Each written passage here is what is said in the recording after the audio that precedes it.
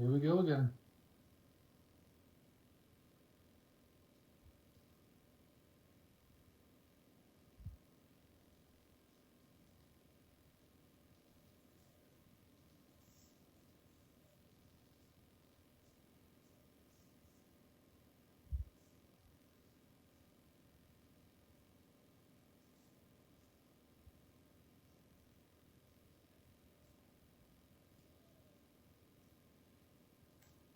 So I guess the main things that have changed from a month ago to now is just me basically confirming what the hell happened, why I screwed up the Choji spike barrier, and it's annoying too because I have confirmed in the past what causes its behavior to basically act in the way that it did. But despite that, I still neglected to keep that in mind as a factor that could turn around and bite me. So now that that's reaffirmed and I know what to avoid, I will be approaching this a bit differently. But that said, I'm actually going to go into the what's it called? The Zabuza Ninja card. I'm going to be approaching that a little bit differently. I won't be doing.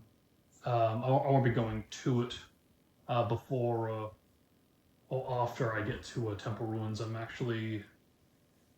Or perhaps I should rephrase that. No, I won't be going for it when I'm in Temple Ruins. I'll actually be going for it pretty much as soon as the mission has been briefed outside the gates. It is slower compared to just not getting it at that point, because I have compared it.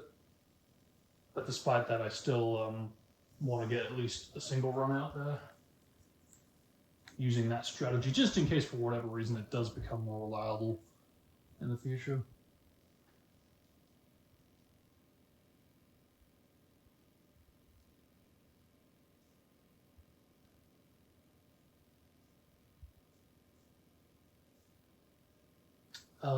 But one thing that I kept on having pointed out to me during the last run was that when you're going to be attempting Jonin speedruns, you really badly want to be having some kind of like a save setup ultimately, where it doesn't matter how good you are at the exploration and you know the strats, you know the spikes, you know the invisible paper bombs that are ahead. Doesn't matter. You really want to save it as often as you can when you're going for a Jonin run. Which is why I have set this up in such a way where I do have a specific profile set up for this, so I will be saving this often as we approach more daring kind of traps.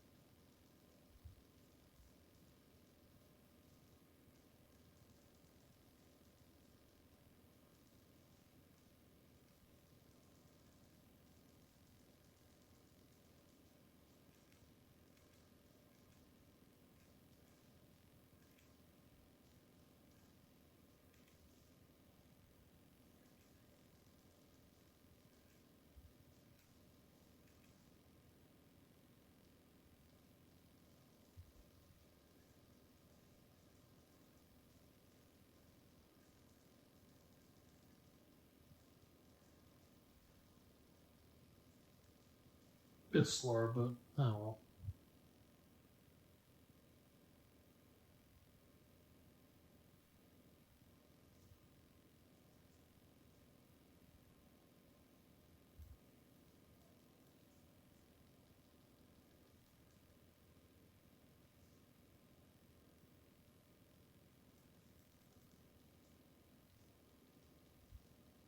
You know, it's amazing. Even after all these years, I still feel the need to kind of just experiment with the controller to see if there is some kind of like secret combination that's been programmed into it to somehow speed up the cutscenes or skip the little checkpoints, little sections here and there. Because that's the thing, if you emulate this, it often does kind of get stuck at certain parts where it's supposed to cut to the next shot. And I don't know, I guess I just kind of like to think that maybe, just maybe, there's some kind of a way to skip past those shots, basically, ultimately. But, yeah, it's a shame because it really does, I think, hurt the encouragement for people to want to speedrun this. And, you know, rightfully so. I think that is why, to this day, I really am like the only one that's actually submitted a run for this game to SRC.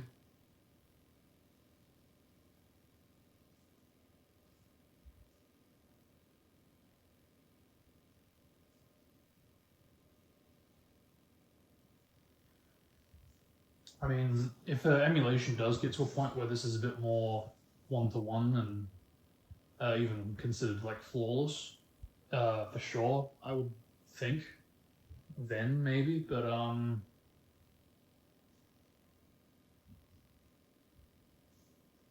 yeah, still a bit away from that happening.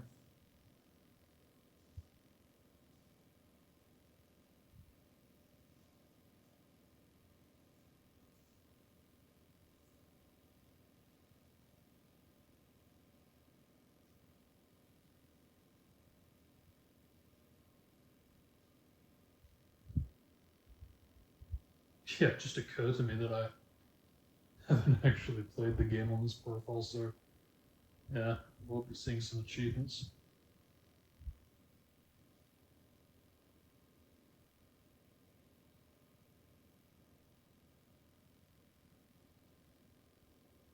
I will also be approaching the the in-game time a bit differently. I will be looking for it pretty much as soon as I time, which means the first order save after the clash.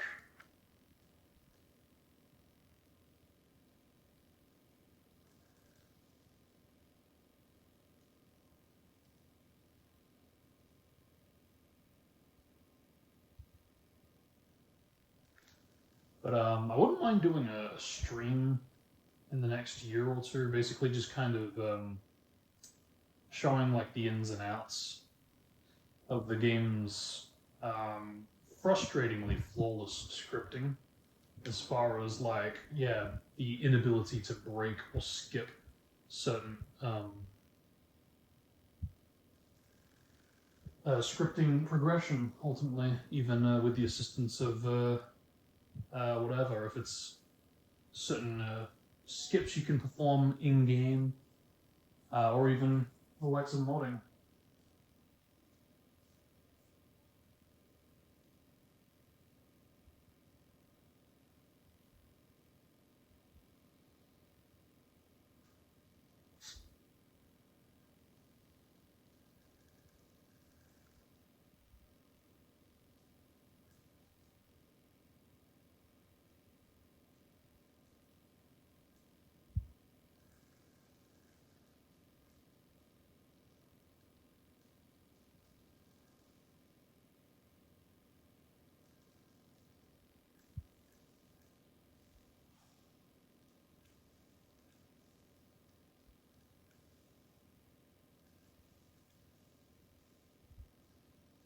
So this has been dawning in my mind for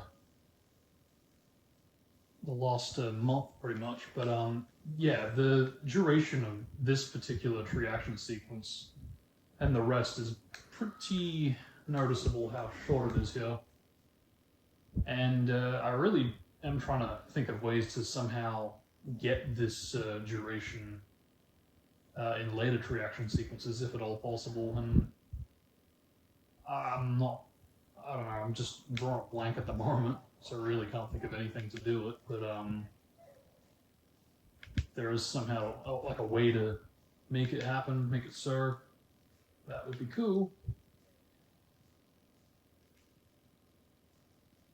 Because that's the thing too. I know I need to experiment more with saves ultimately, because they are pretty interesting territories to be exploring for these games in particular. Because Resident Ninja's definitely the more extravagant case where, yeah, you basically have a lot more freedom to break the game by experimenting with the auto saves more specifically. But you know what? Even manual saves are very useful for like despawning commonly placed and spawned in bandits. So there is that too. And I do believe that there are elements of the save game data that can cause, in speedrunning's case, is better performance or yeah, also better performance for our speedruns more than anything. Stuff that I definitely need to explore more, especially if it is gonna massively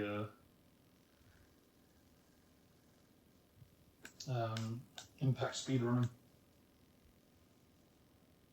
So I've said this before, but it really is amazing to me that they really tried to echo a lot of the events from Rise of a Ninja, even if it is through filler in this game.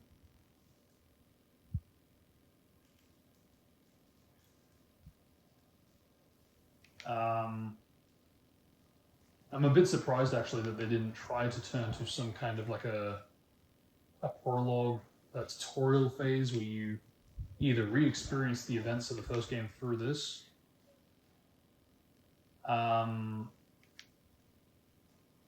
you know, just to have that choice as well to be like, no, I have played the first game already, jump straight into the action. But I think they realized that, you know, when you strip away all the filler elements, you actually do have a pretty short game, since it is only really adapting the next, what is it, 20, 30, 40 episodes compared to the first 80 of the first game.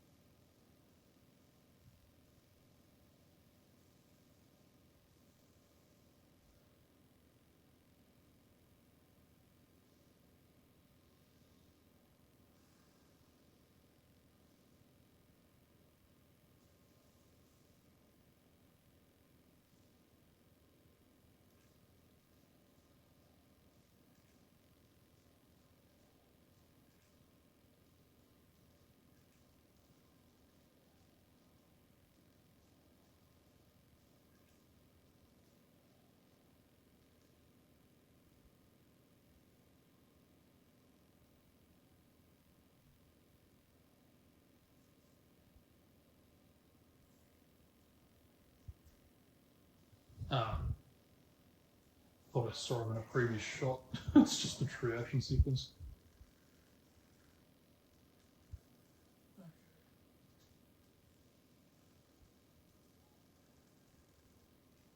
Hope I didn't mess that up.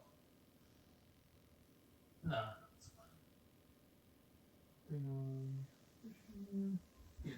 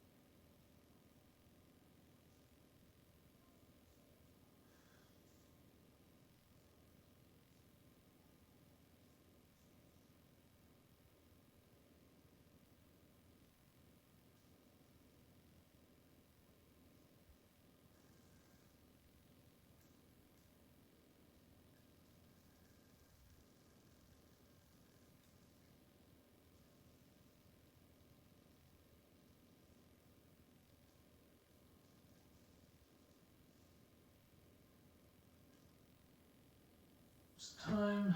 36. I'm gonna try this new strategy out because, yeah, curious to see how reliable it is going forward. Pretty sure it's 30 seconds, but I'll check 20 in case I'm stupid. Okay, it is 20. There you go. It's worth checking. But yes, you can do that. You can actually freaking pause that, and the duration of time for the prompt actually does store even in the pause menu, which is insane to me. But it does seem to be specific to only that one.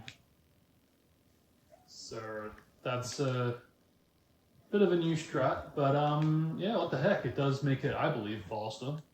You don't have to worry about slowdown when you're doing certain combos or whatever.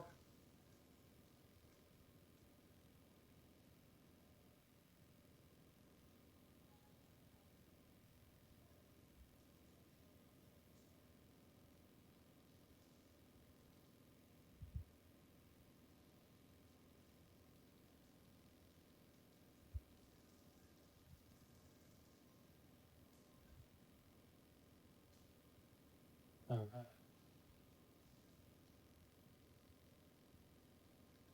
So try not to make this mistake again.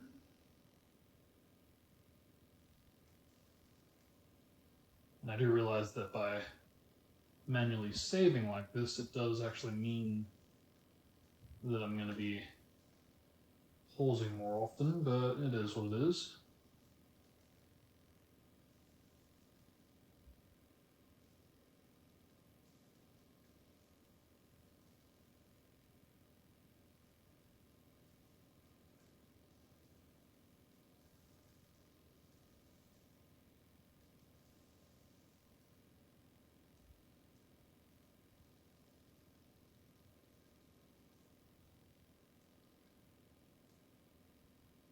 Excellent.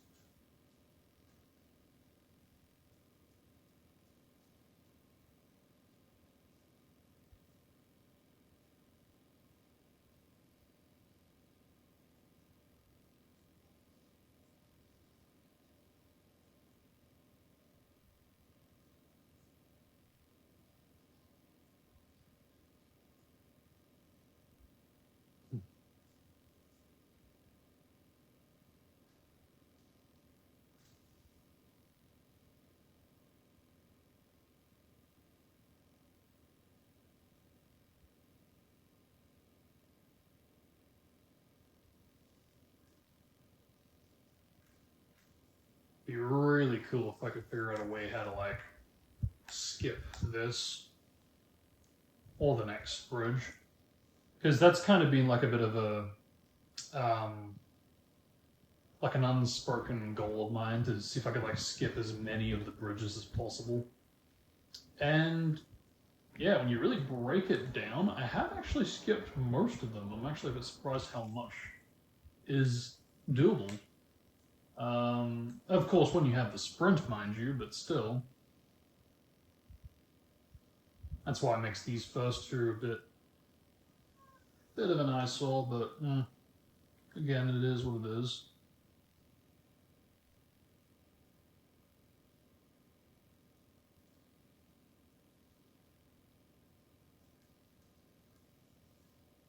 Woohoo! Okay, so we need 250. See, I really should write down these numbers.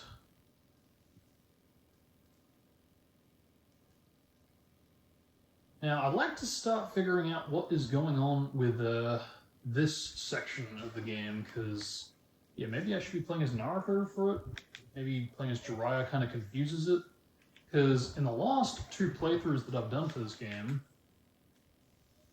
when I do Sexy Jutsu, for some reason, the overdrive meter doesn't actually go up. Yeah, like now.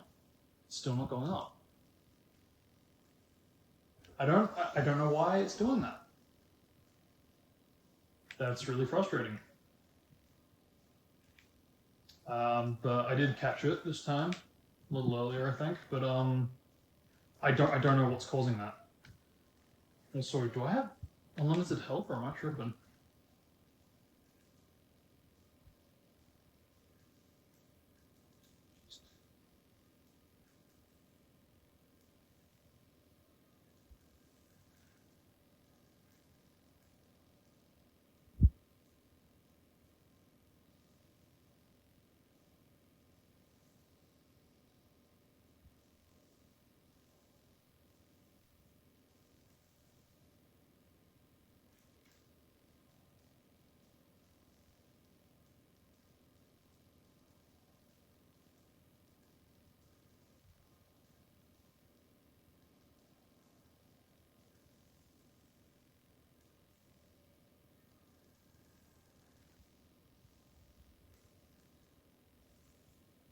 What the hell?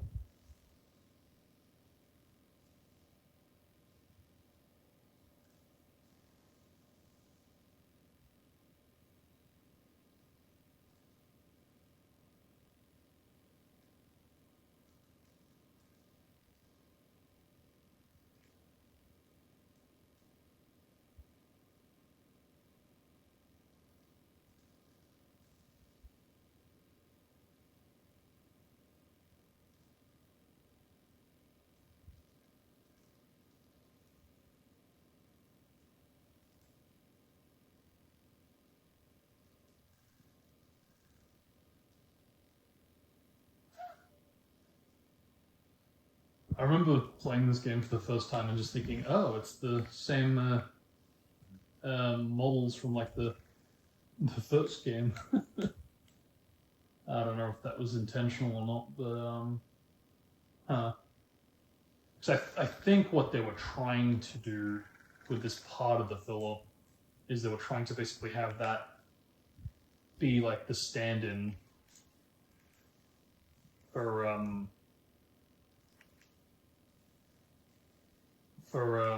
the girl that basically gets Jiraiya away from Naruto and Itachi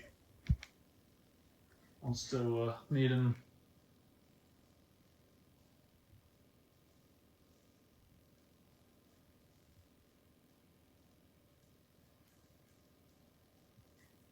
Should have gone for the strength pills when I had the chance, but oh well.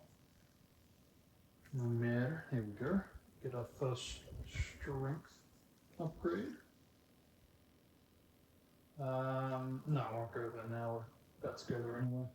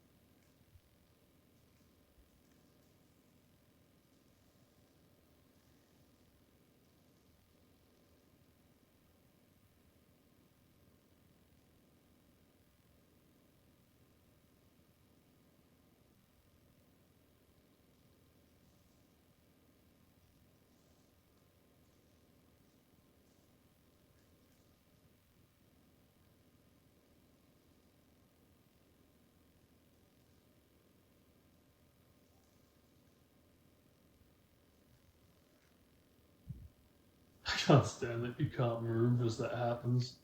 You try to bypass it by switching, but then you still get that delay even after switching.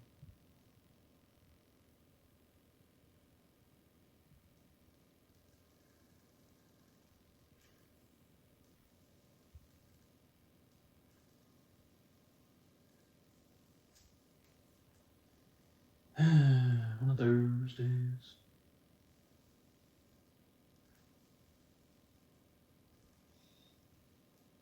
That kind of close.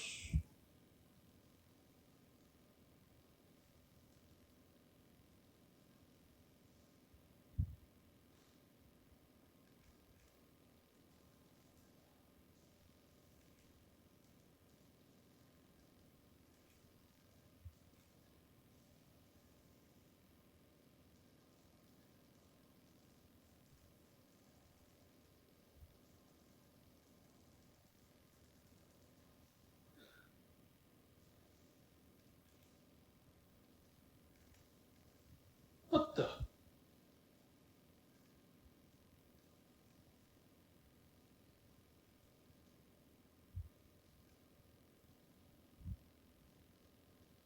Speaking of nasty respawns, we'll stick around here a little longer. See if that influences it.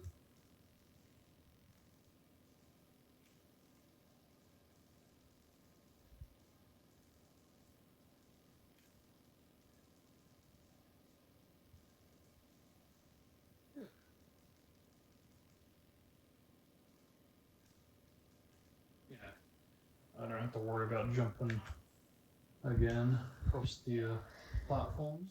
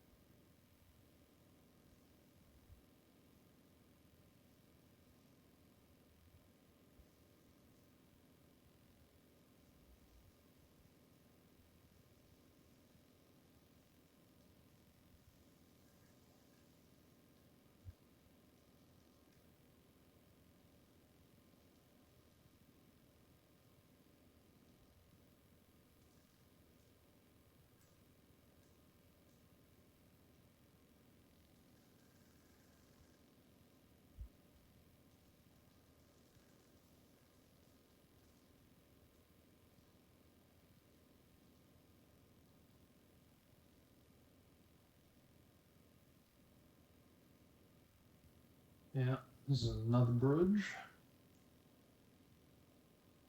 And the curious thing is that I believe you can actually just sprint hop this if you do have the sprint.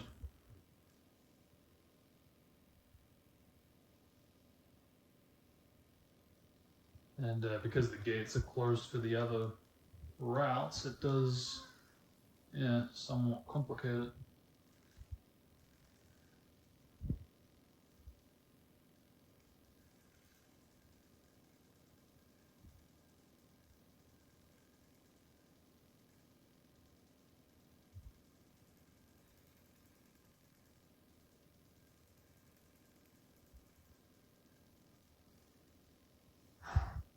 Okay, he does respawn. I was getting a bit concerned about that.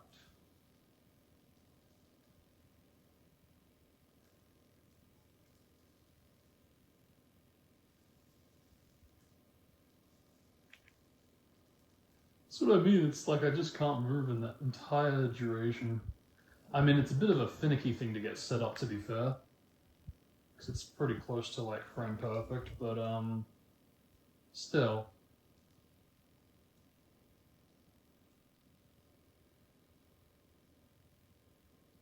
Make it a little more relief. No.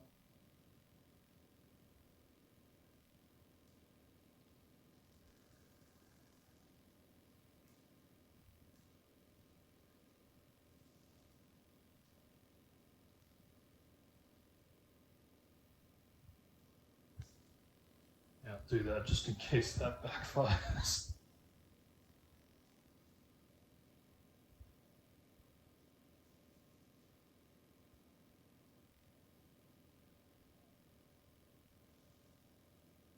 Although that's a thought, would it?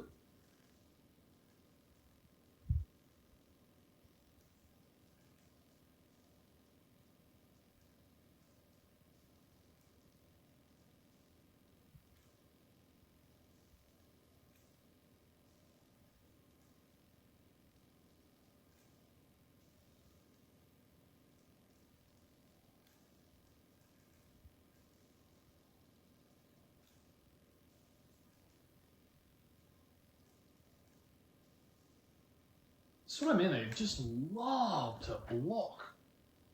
Yeah, I mean, I think I'd prefer if they would dodge maybe a bit more. But yeah, the blocks, especially in Jonin. I mean, that's part of the challenge, I guess. But man.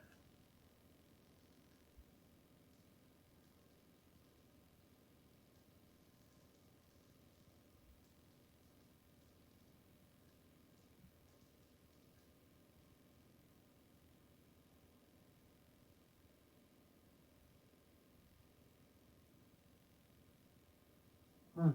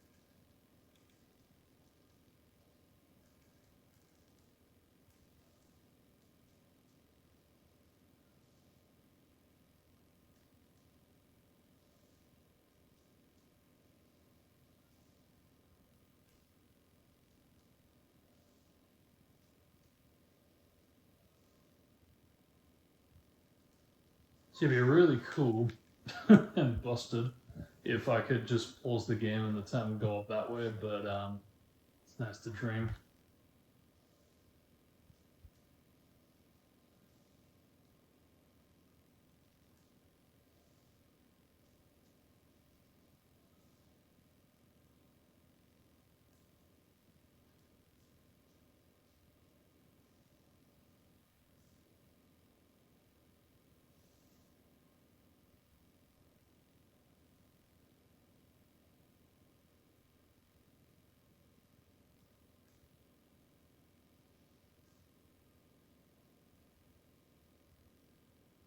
Still think it's absolutely comical the fact that to mirror Rise they had Sasuke get knocked off the bench type of thing with the kunai to the back, and yet he's just chilling here in like the next main beat of the story. That's what I mean. It does make you wonder if like stuff like um, the extra filler and the Rise callbacks, if they're trying to, if they tried to make that originally as like a something that wasn't needed to be done to advance the story in like a more Rise of a Ninja type of way, where it's you approach it when and if you're ready.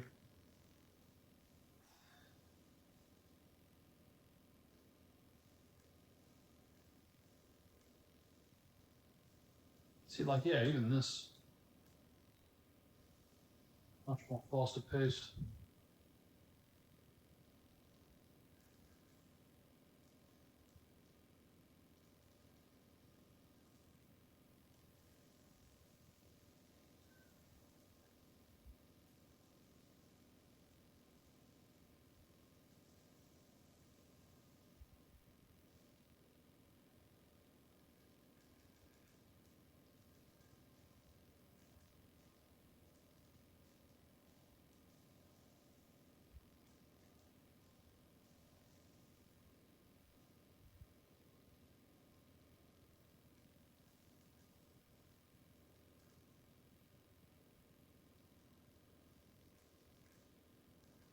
Ah, it's so finicky to get right.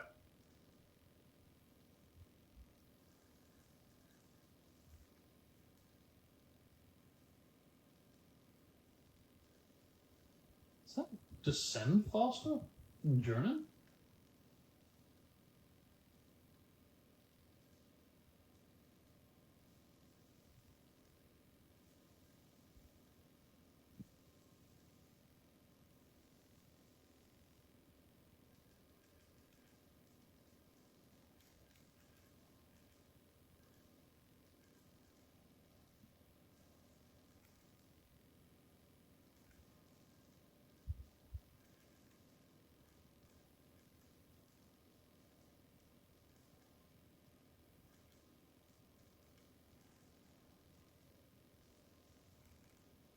Come on, what is that hitbox? That's so BS. I was willing to chalk it up to bad timing the first time, but that's just that's not right. Okay.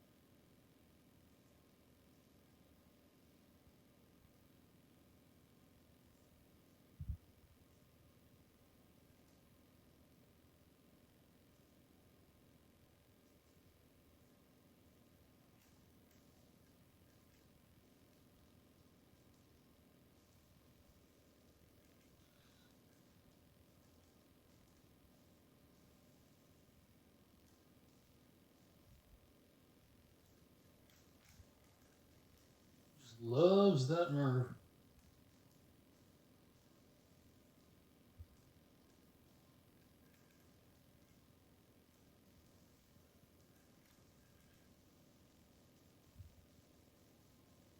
I was just about to say too, maybe I should, yeah, take one of theirs a little earlier than normal.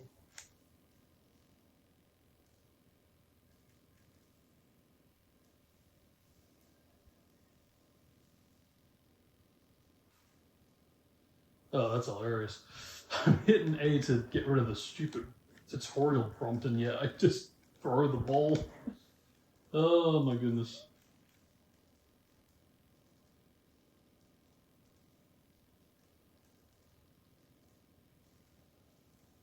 Thank you. Okay.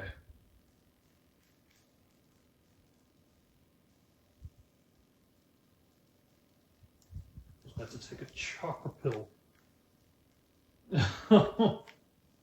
Okay, let's try this again. Oof. Little ugly.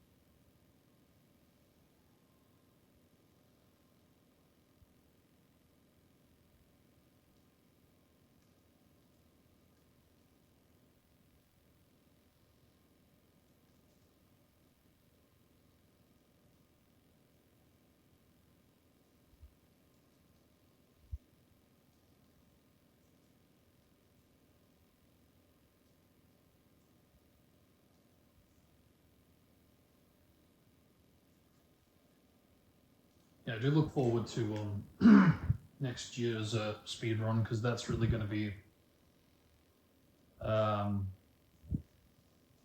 bit of like a conclusive clip archival, basically, of all the different languages for the game, because I'm very eager to set up a comparison for all the different kind of unskippable dialogue where you have to let the whole thing play out, basically. But because of the difference in duration, one's got to be faster.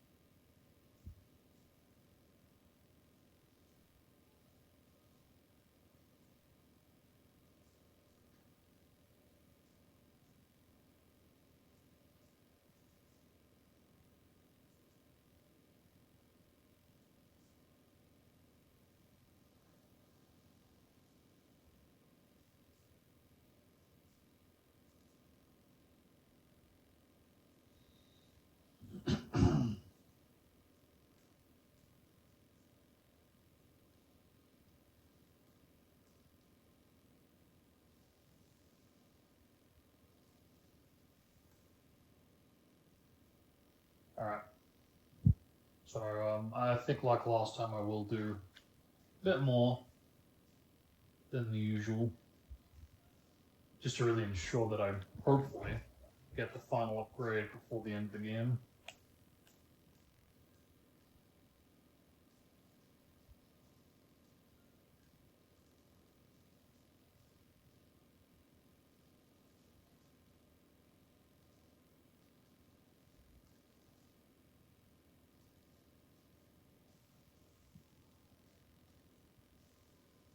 Forget how many I'm supposed to do. I think it's about 3 or 4.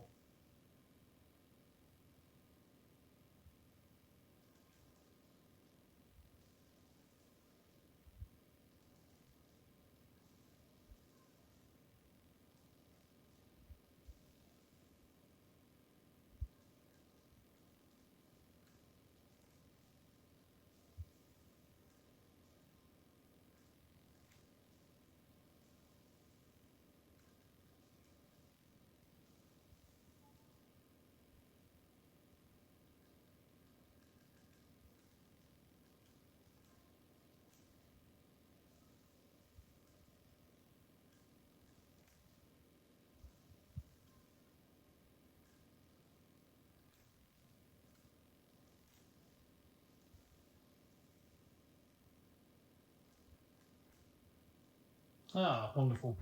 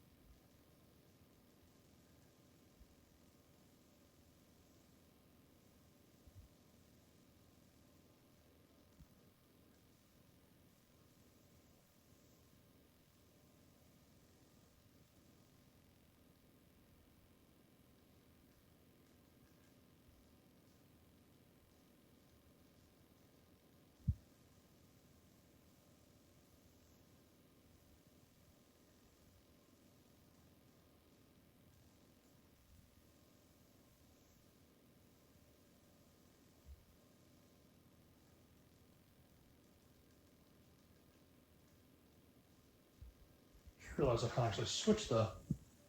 Instead, I was trying to switch to get the faster combo for Naruto, but yeah, no, I don't think I can do that.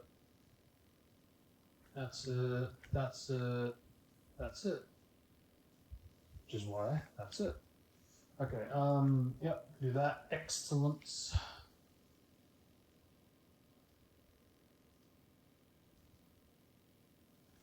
Normally I would go and grab the strength pills, but yeah, not this time since it does auto replenish for the sake of tutorializing this section.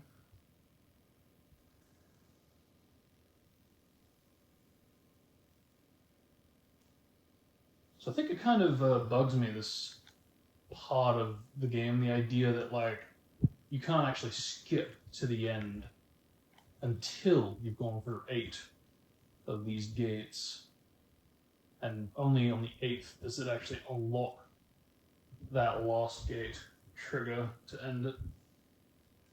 Yeah, that's driving me mad as far as like the other so far unskippable Resident Ninja races, as well as I guess the rest in this game too.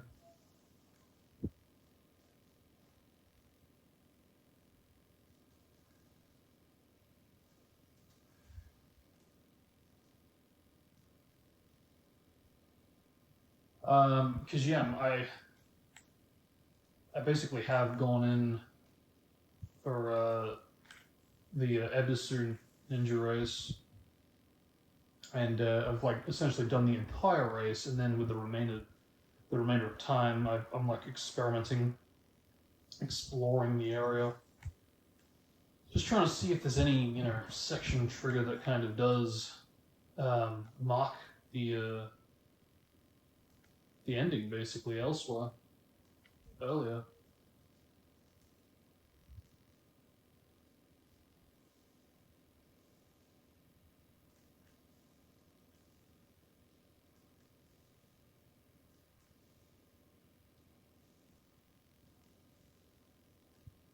Having said that, I haven't experimented too much with either Broken Bond's other ninja races as a part of the story, as well as Rise of the Ninja's stealing of the scroll race. Because, yeah, perhaps I should be, just in case there actually is something. I mean, look, it's a bit doubtful, and I feel like it would only be necessary to really explore when you've got the sprint, because you really can cover more territory there. Because, like, worst case scenario, the first ninja race is skippable if you get to the end and you go back to the start, basically.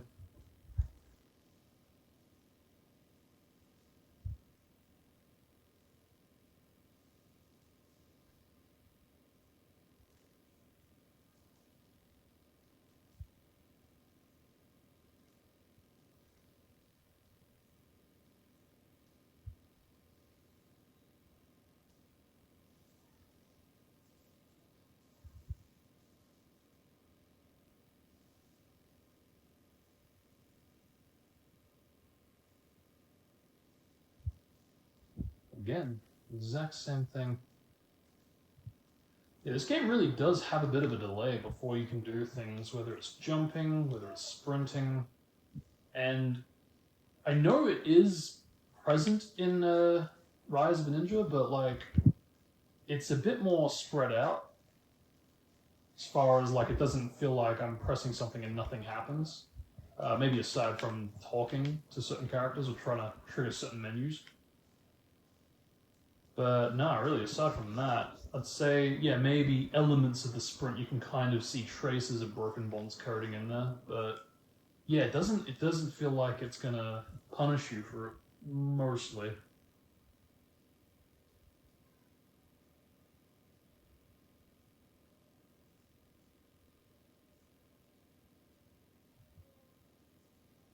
Okay, hang on. Let me think. Can I? Yeah, I might do a detour. What I usually don't do,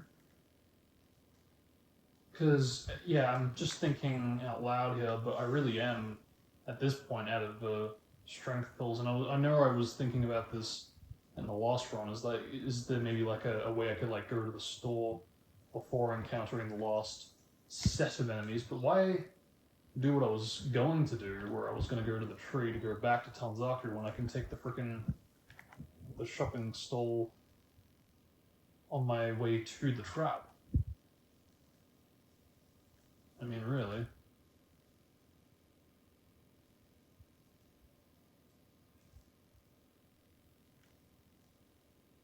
Whew, that didn't work for a minute.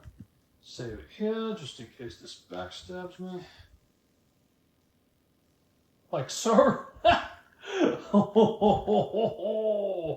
In that case, I'm not gonna give it the benefit of showing a bloody game over screen. Why do that when you can just pause mid-death and freaking load in? It's faster that way too. Do this. Let's do this. Thank you. Yeah, and go to the store right here. Bit of a detour. Replenish. Like so. Oh shit, but there is that. Ooh, I didn't think of that. That's the trade-off. Yeah, I didn't think of that. Because I do want to get that as soon as possible. Yeah, okay, I didn't think of that. It's alright, it's alright. I still, yeah, no, I think you can still go for it, get the strength pill, but you know, pill, not pills. You do want to upgrade as soon as possible to get a bigger wallet.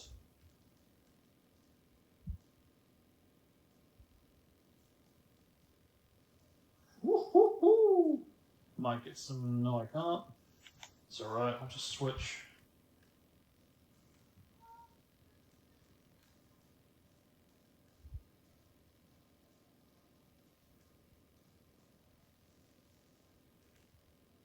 Although that's a point, maybe I'll get enough cash while I'm doing the mini games to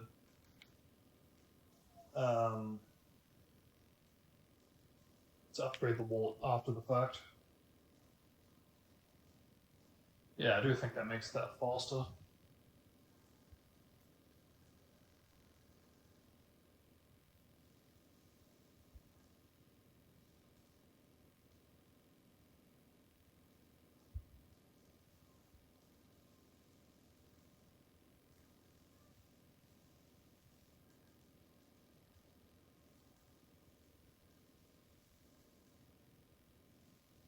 Whoa, what was that? So yeah, to recap, can't do that till I get that, as well as I should have replenished the health, because I could easily spring a single trap when it locks my movement, and that'll be that. Alright, there we go, that'll help.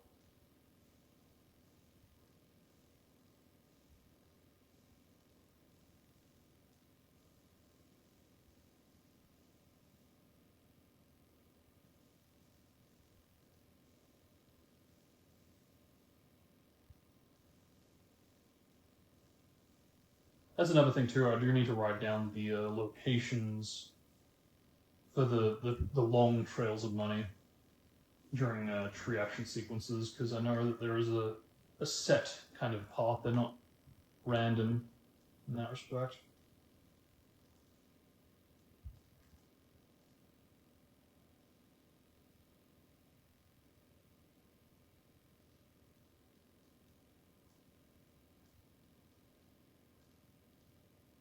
Yeah, I won't get anything more, it's not like I'm running lower.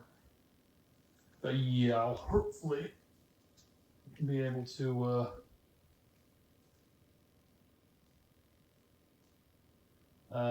figure this out in the next area for the wallet.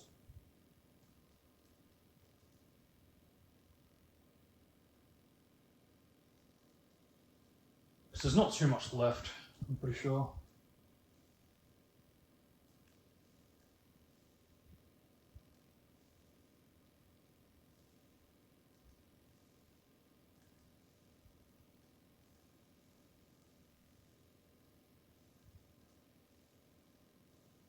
Yeah, not too much.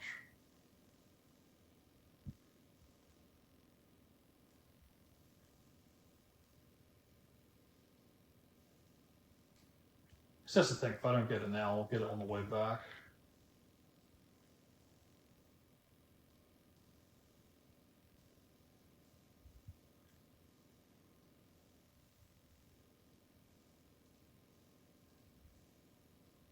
On the way back.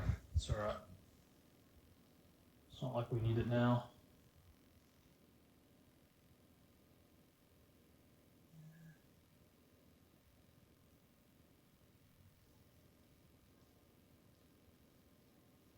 Yeah, I'll just have to make do with what I've got.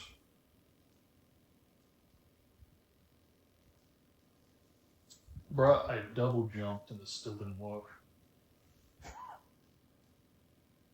That's what I mean. I feel like the jump does fail. It's not just sprint kind of jumps.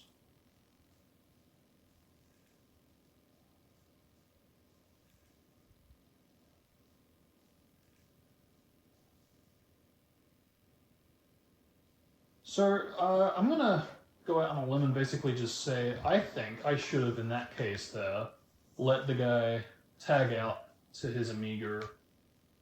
Ultimately, because the time you have to wait, you're forced to wait for the slowdown after you KO them, just like that, then falling over and then waiting for the other guy to spawn in, it does add up and it does chew away at your strength pull timer. Time that could have been used if I let the guy tag out and been instead used for punching and using more of the strength increase. So, yeah, I think stuff like that will really help with the strategy going forward with getting a better time.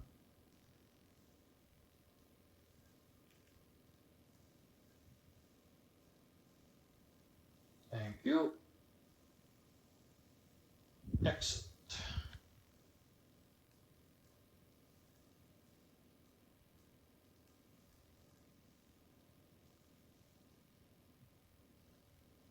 And that's the thing too, because I won't be doing too many more battles for the time being during this mini-game hiatus. It's, yeah, this filler-esque battle hiatus. I'll hopefully get some money out of that. So by the time we're ready for the three-way deadlock, that'll be that. Till then, let's do it. Thank you.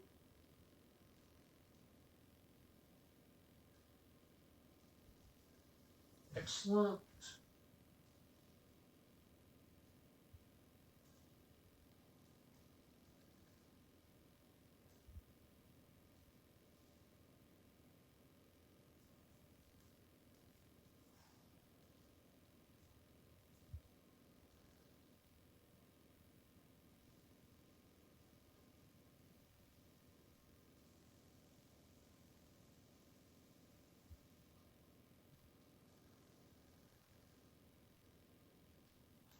So what is it again? 58?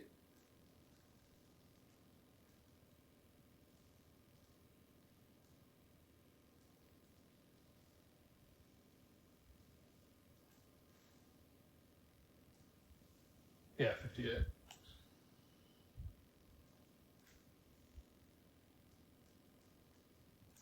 Perk the RNGs on your side.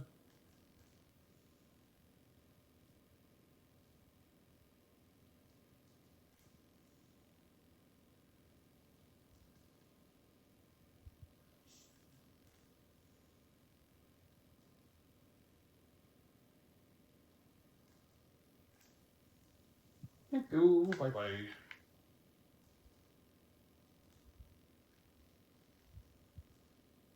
Actually, out of curiosity, yeah, okay, I haven't unlocked those other ones yet.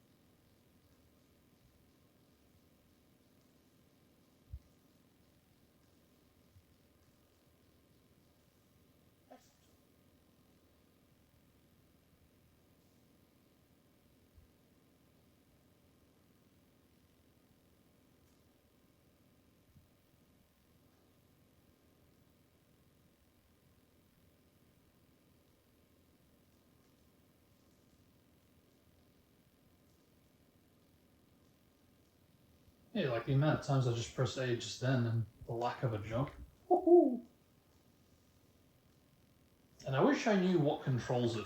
I have a suspicion that it's to do with the pressure of how much you're pushing down on the button, but I was under the impression that the 360 didn't exactly have that kind of thing that the PlayStation 2 had for its controls, but maybe I was wrong. Okay, 260.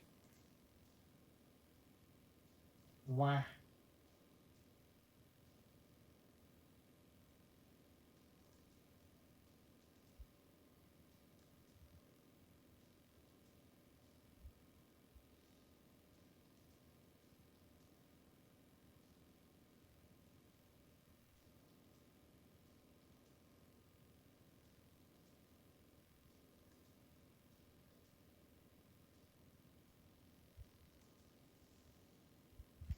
Yeah, I couldn't tell if I misread that or not. But, yeah.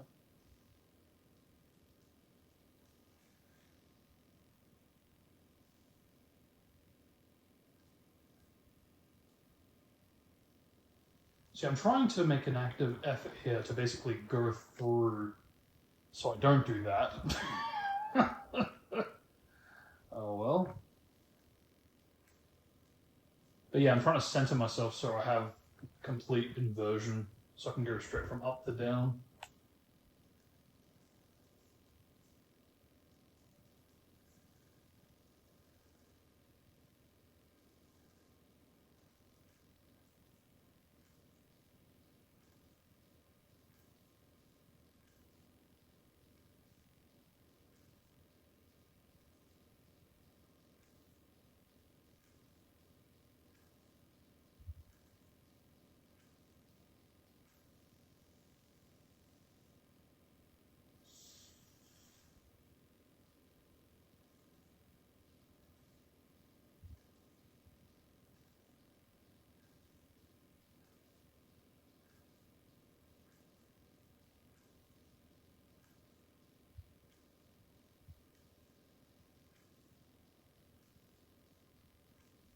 Next. 2-2. Let's go.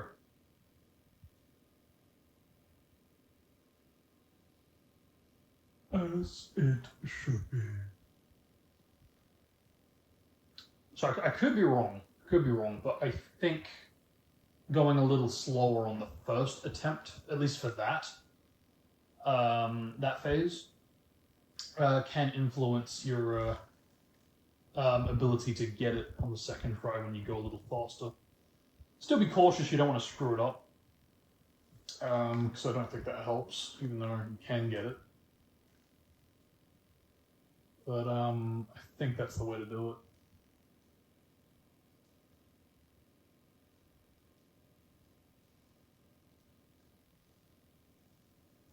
12.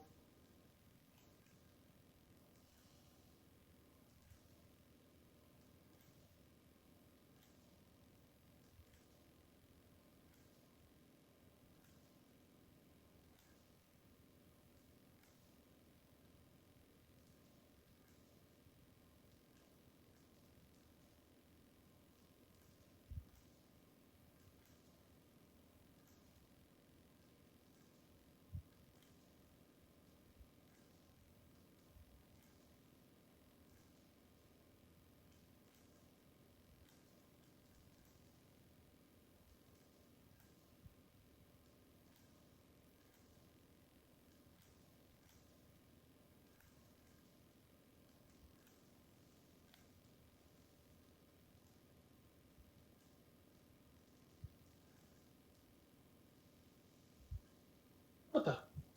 Oh, stupid.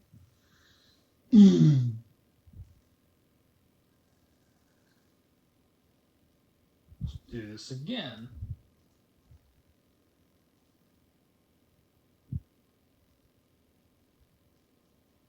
Again, not that fast.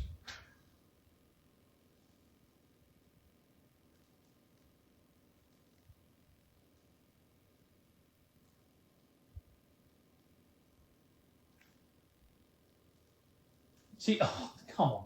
And the one time I don't do the inversion, it's freaking, it flicks me backwards. Out of those 3 full times there.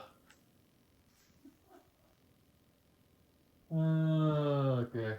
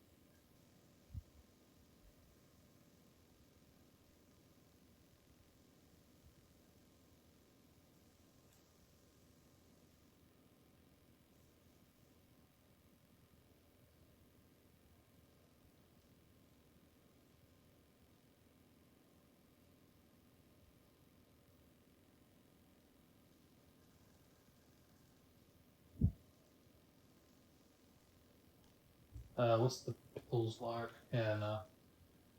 I'm gonna do that now. Again, I'm forgetting to get into the routing into doing that, and to, in this case, focused on the fact that I screwed up. But here we go. Yeah, excellent.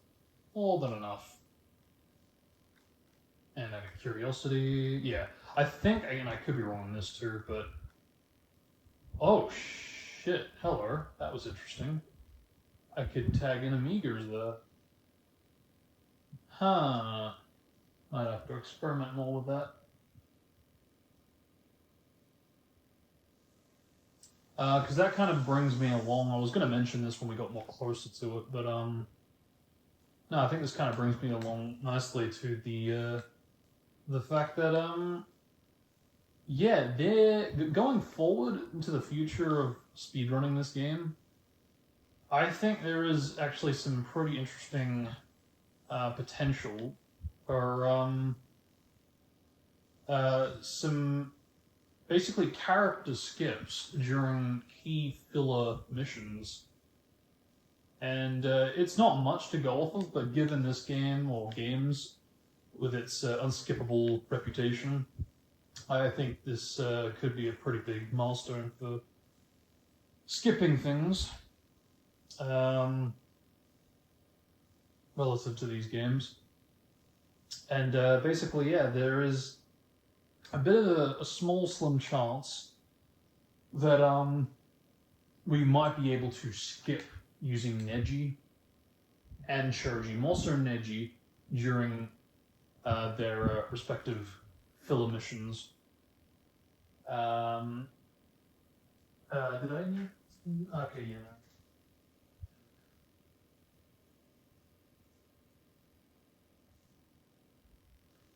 Yeah, I'll go a bit more into it when we get closer to doing those missions, but it involves basically despawning them and going on the mission and being able to progress with the mission without their help. There are some blockades at the moment, since you need to use the likes of Neji and Shoji to get through whatever barrier or obstacle. But on paper, right now at least, for like an ideal Taz-like run, it is actually possible to skip all of Neji's usage during the... there we go. And that's why I'm recording on the iPad. Yeah, blue screen of death on the PC. There we go. Just killed the stream, the PC. And that's also why I didn't record. Because I didn't like the chances, and, you know, despite freeing up, what was it, like 200 gig of space, it still betrayed me now. But, that's why you need to make like a backup, basically.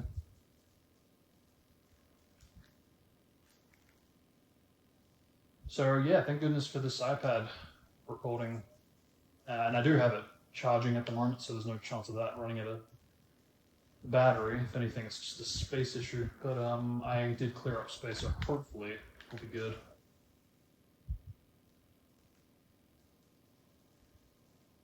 Yeah, totally reset. I would show the PC if I wasn't in the middle of a battle, as well as the fact that because it's charging, I can't really move it all too much without completely destroying the setup.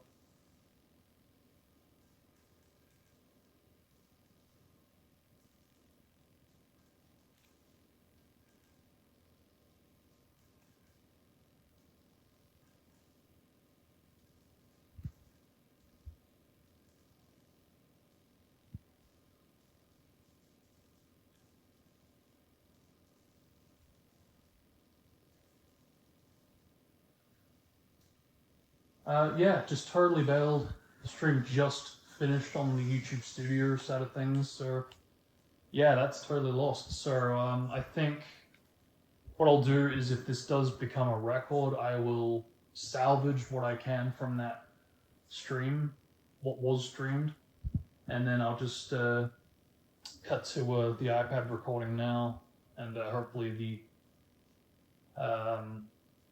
yeah, the change won't be too drastic or noticeable. So yeah. Yeah, I'm glad I'm at the end of YouTube streaming for now, for the year, because holy crap, my PC is giving me shit every stream. Oof.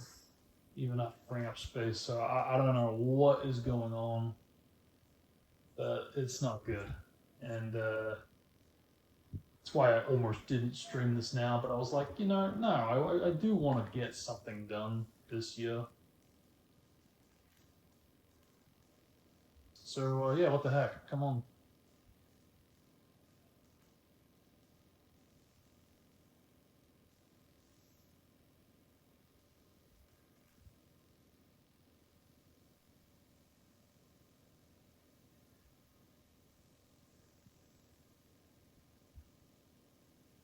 Alright, so gotta be mindful how I do this. Because he gets very sub-happy. And I want to be careful. Like that. See, what happened to my chakra pill? Hurry. Yeah, just go for level 1. I don't want him to trigger into the jutsu. Yeah, he really does get sub-happy. I'm trying to like... Oh shit, I got it. Let's go. Holy crap, I wasn't expecting that. I was going to say I'm going to try to like get him into a launch before he can go into, again, like a sub-spam territory. And hopefully by doing that, I'll get him with the Rasengan. But no need. Ah, man. Yeah, that's unfortunate. I did expect it, which is exactly why I'm recording on the iPad, but still, it's still unfortunate the fact I freed up the space, and that's apparently not the issue.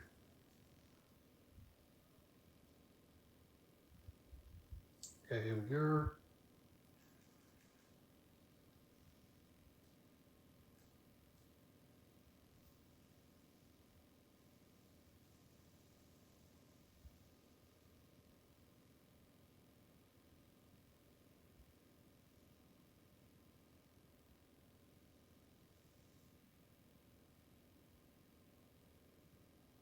At least I don't have to worry about splits now. Because low-key, that kind of does handicap me. I'm always thinking, oh no, did I split too late? Did I split too early? Did I split on the wrong one? Did I hit it too much or whatever?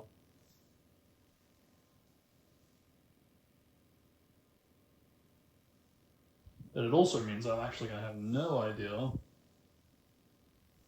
if this is going to be record or not. I should have set up a timer on the MacBook, but oh well.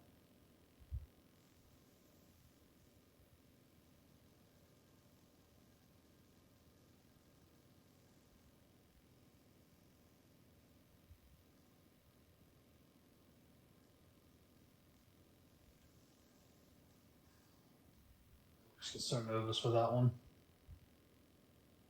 Because I butchered that so often on my first playthrough.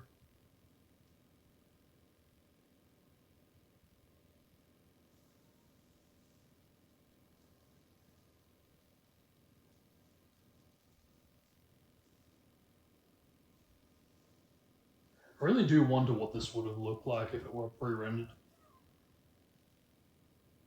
Because that's the thing, right? QTEs, or what QTE we got in the story of Rise of a Ninja was essentially pre-rendered. And here we have 2 or 3 of them in this game, and all of them are in-game.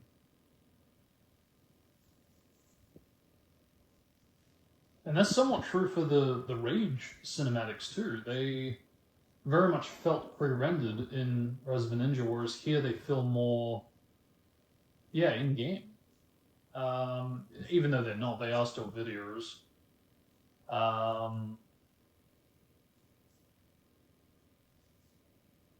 but there's like, how do I put it? Almost like there's less VFX put into it, or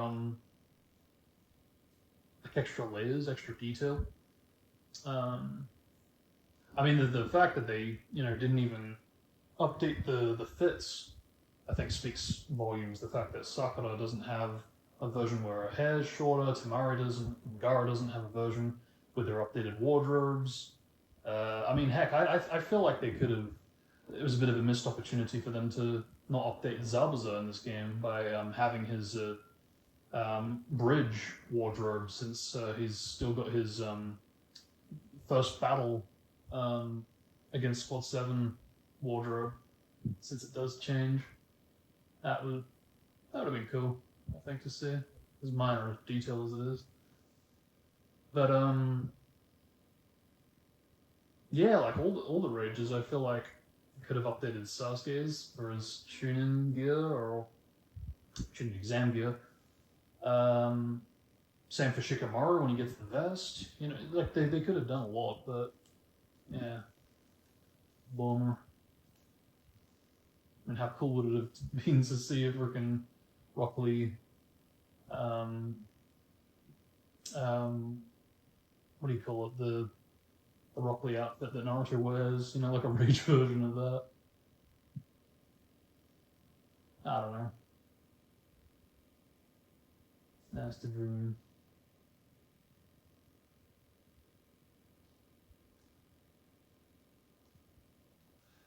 Doing that. Alright, guess we're going this way.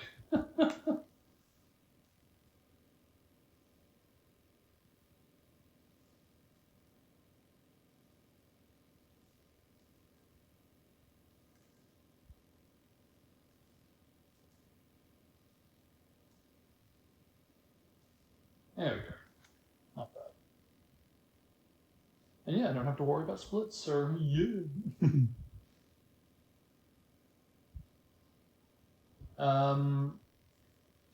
So yeah, now that we're getting a bit closer to the territory of the Neji and Shoji missions, I think I'll start to explain the process a bit here, because yeah, when you go to basically get briefed by them to set up the filler mission, if you go back into the village, like always, they do despawn, and they only reappear as you leave the village. However, you can actually exit the village in a very peculiar fashion for both exit points or exit gates, in such a way where it keeps your Amigos despawned, and doing that can be very, interesting when going for certain missions, until, of course, you get to the point where it's like, okay, well now, you're done, you've reached a block, you need to use their your Amigos that are despawned, and their jutsu, basically. So, and that's what I mean. For cases like Choji and Shikamaru and Kiba, unfortunately, you really can't get through their missions, because you need to flip switches that are only really doable at the moment through their jutsu. And until I can figure out a way to maybe clip into collision or terrain to flip the switches through other means, those do appear to be the more unskippable filler missions in that light. But through this these next two filler missions, since they're a little bit different, and you can actually skip a lot of the obstacles, it could actually be doable in the future. Choji's is the only one right now that's like really looking like, okay, you need to really figure out a way how to skip past two of the I think 4 or 5 barriers that currently just cannot be skipped no matter what I've tried.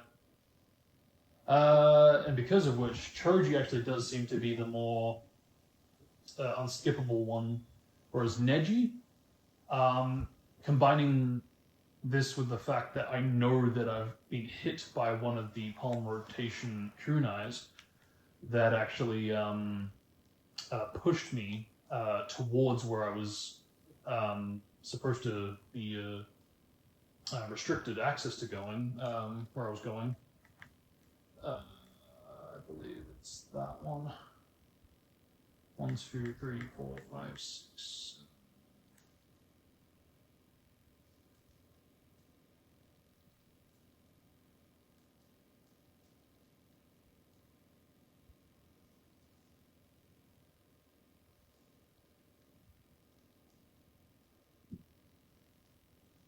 And this is another comparison I want to make. I don't know if it's actually faster to take the rails to Neji, since they actually do get a little close to them.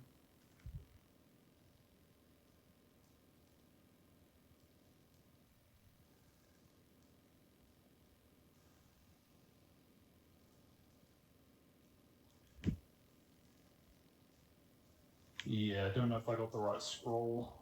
That is pretty big damage.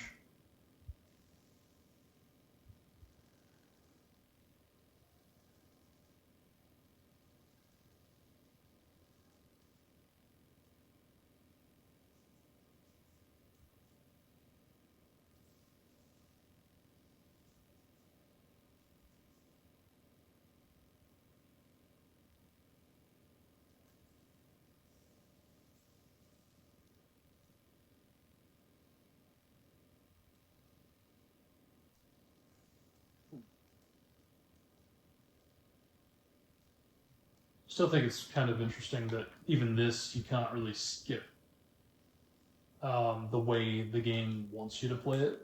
You need to get the paper bombs in this very specific order. So I tried it just, was it yesterday or the day before? I tried to get the paper bombs out of order and go straight from the beginning to the last paper bomb, just to kind of see if doing the routing that way would be faster. And lo and behold, it's not even that. So it's one of those cases where it's like, oh, okay, my way or the highway type of thing. I mean, I don't know if that was intentional or not, but holy cow, the fact that you do need to progress it a certain way, it's like they really do make it so you need to play it their way.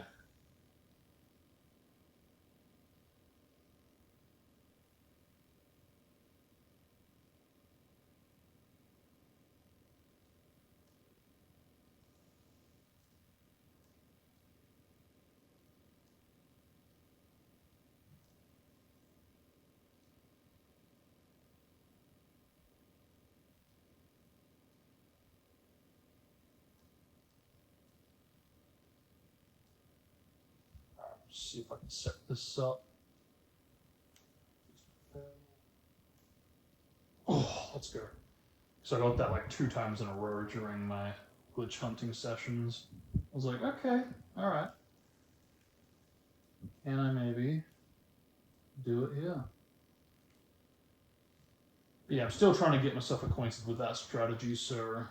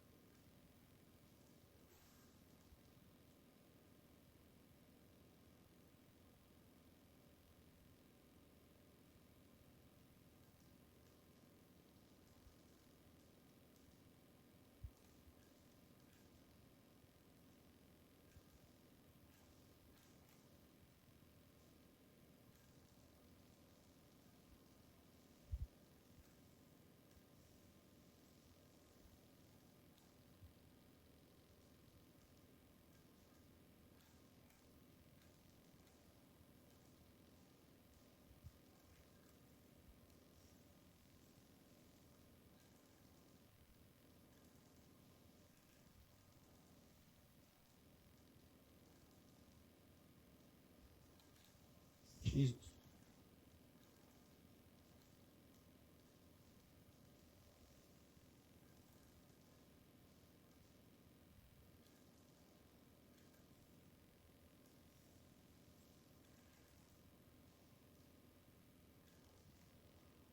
Okay, that was a little slower, despite the upgrades. Okay.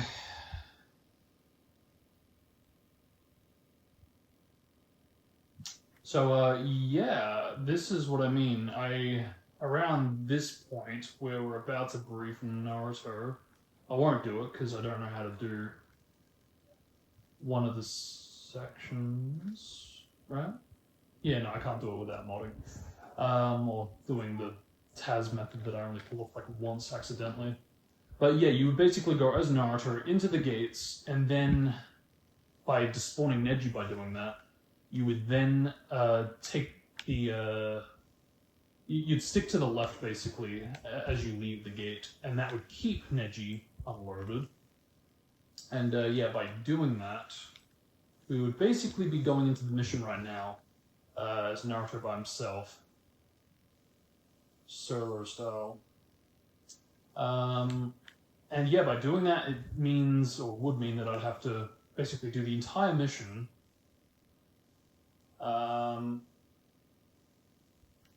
Including the cutscenes, having, well, mostly without Neji, because he likes to kind of pop in for some cutscenes. But yeah, all the battles, all the traps and all that, I'd have to do completely by myself. But since that won't be the case now, what do I do? I believe I split, and then I do the Rasengan, because you need to do that to update the scripting. And the most essential part for, and then this is actually something I did on my very first playthrough for Broken Bond, because I didn't know how to progress with the game. But yeah, no, I actually did this very skip right now on my very first playthrough. Because I don't know how it happened, but I just somehow didn't know what I was doing. And I was like, okay, I need to get over here, and I can't seem to get the gate to work. It's right there, maybe I can find a way to jump around, and I did pull it off. But yeah, we need to view that cutscene that we just saw just then. We don't need to do this palm rotation. We need to trigger that order save. That's the most necessary part of this whole thing, because that's the one thing I didn't get on my first playthrough, and because I missed it, I actually did. I went straight from that skip over there, straight to the tree, and got to this next section, and it was still nighttime. It's supposed to shift to daytime when you get to the next temple ruin area, and I didn't know that, so I ended up continuing, and I got to the X marks the spot. But nothing happened, nothing changed. So, yeah, it's amazing. Even from my very first playthrough of this game, I was already glitch hunting from the get-go. So, I was destined to speedrun it. Yeah. But yeah, I just find that so interesting that even on my first playthrough, I was doing shortcuts even back then. And I don't even think I knew it was a shortcut back then. I just was like, I don't know how I'm supposed to do this. I'll just do it this way.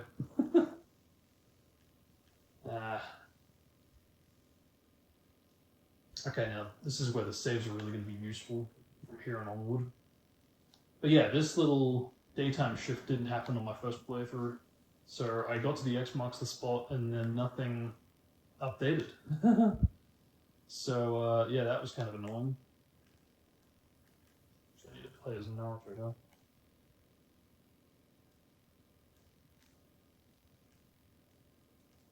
Do that. We'll save it here, just in case this betrays me. If I can get myself lined up. If I can get myself lined up, please. Yeah, that's what I'm talking about. I mean, a bit of that was the stumbling, to be fair, but... There you go.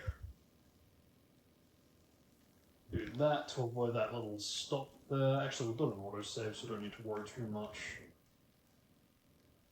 Do that. So yeah, you can skip this palm rotation, like so. Don't do that. That's why I didn't bother saving, because we've already got the autosave there.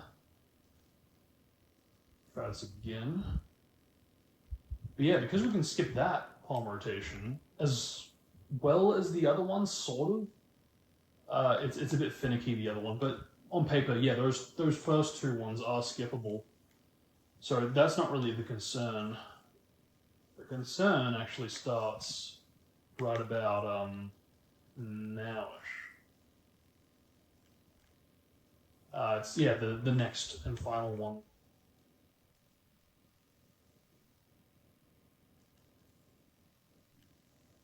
Yeah, because the next one, yeah, it is on paper kind of skippable. But again, I've only pulled it off once. It was accidental, totally unintentional. I didn't even know I could do it at the time. And yeah, the kunai hit me, and it just pushed me beyond the trap, so I didn't have to encounter it again. So I don't know how I did it. I haven't been able to replicate it. So yeah, really bizarre. But yeah, if I can figure out what I did to cause that, that would be great. Because it would mean that this idea of doing this Negulus would be well paid off, basically.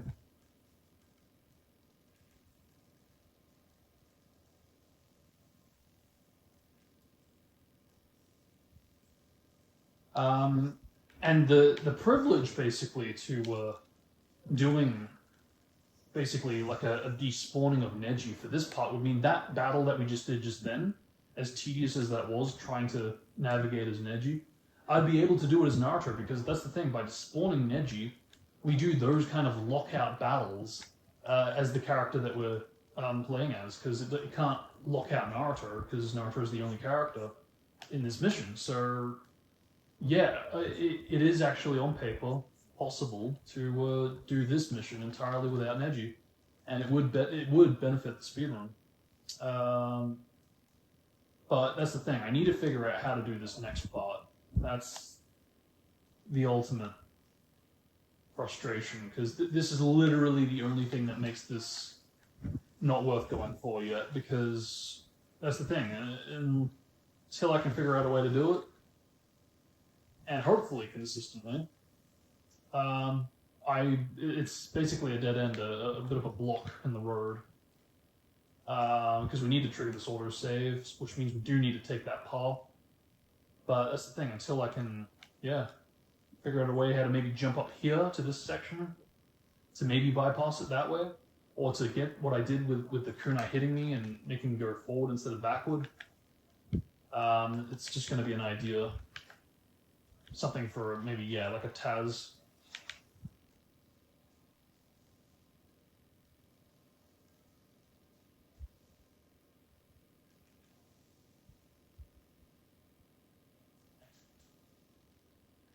See, I still feel like I hit the wrong scroll, but yet the strength does seem to be in my favor. I hope I got the right one. I mean, either way, it's just going to be for this one if I get a record. But yeah, I still want to find a skip for that, because that's kind of a bit, just a little ugly. Yes, we can. Let's go. Can't do anything about that yet. Actually, I haven't said that. I think it's actually right after we conclude this mission that we can do it. So I might do a quick pit stop to the scroll shop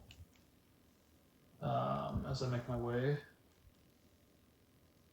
Because yeah, I only found this like in the last day or two, but they actually tell you at your apartment that there is new items in the scroll shop, and that's a bit of a shocker, because that's almost like a bit of a insight to the game's development, that at one point, I think, fast travel, like Rise of Ninja, was a thing. Because the fact that it's right next to your apartment, and I mean, really, why else? Damn, missed that.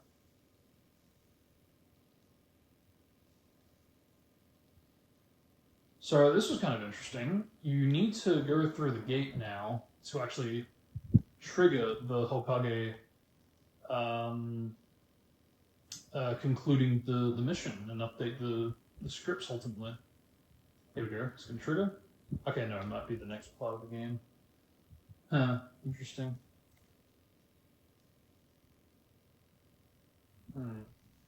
I'll pay the scroll for the visit after this. But yeah, you need to go through the gates to update the scripts. That is insane to me. Even though there's no cutscene that plays there.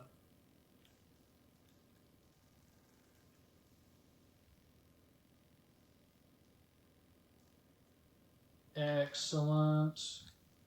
We get that. So even if we can't afford the scroll, or the scroll isn't available yet, at least we've got some strength upgrade. Yeah, but I can't afford it. Yeah, that sucks. Because yeah, if I took that that one route on the tree action sequence, I probably would have been able to get that boomer. But again, at least I got a strength upgrade. Okay. Whoa. Okay.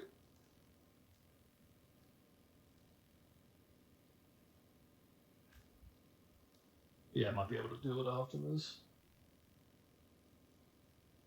But yeah, we know we will basically go to the Zabuza card now after this.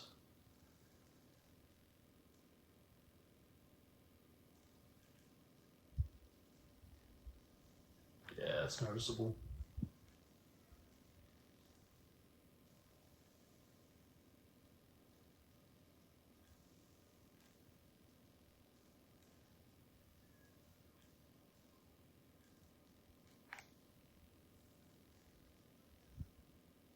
Probably wasn't worth doing extra strength build, but didn't want to get stuck on that.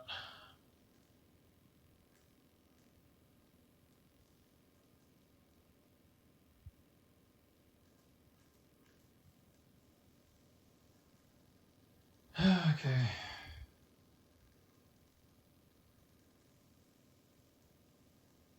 Okay.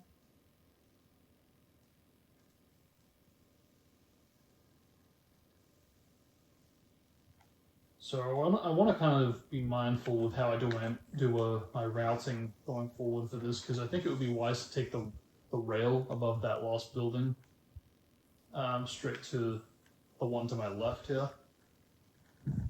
So I would like to set up some comparisons for that too going forward.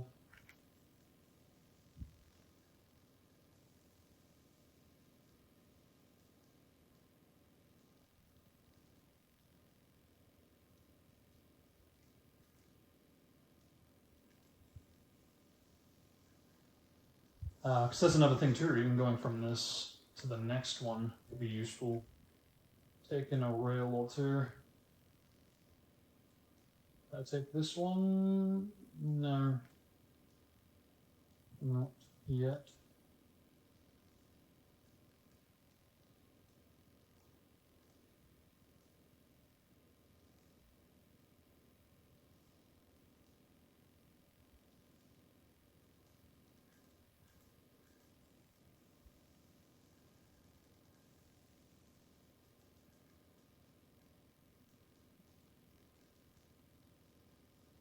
See, curiously, you can do this in whichever order you want, so I don't get why Neji's isn't the case. It's bizarre.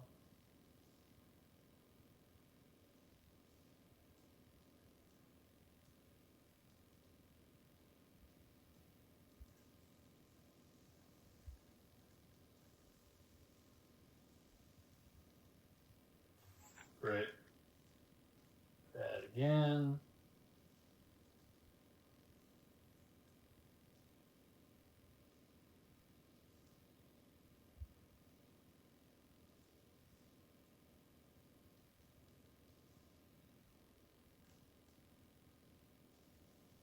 Damn.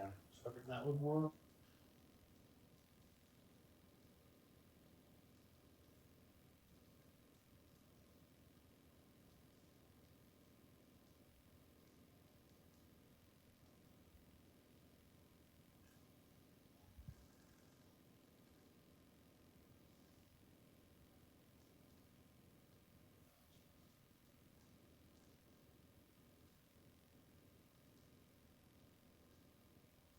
So yeah, we'll basically now get briefed on the mission.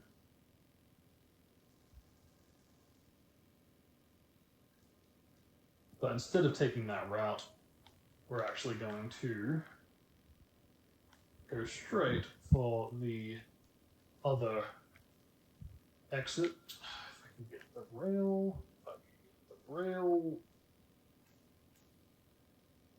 since it is faster doing this compared to running to the outskirts.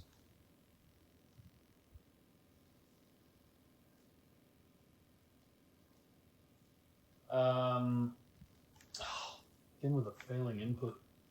It does feel like it could be pressure sensitive, but again, I wasn't under the impression that that was what they programmed for the 360 controller. So yeah, bring Choji in because we are going to need Choji for this, of course. Go straight to the hot spring resort. Now this is so far from what I've compared. It is slower. But again, just in the case that this does somehow turn out to be faster, be good to document it as a potential candidate strategies. Also try to build up the money so that we can get the, the scroll update, since that will help.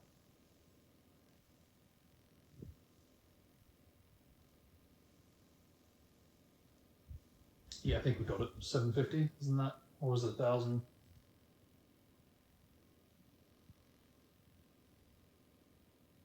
Do this. Let's see. Set that up before. Excellent.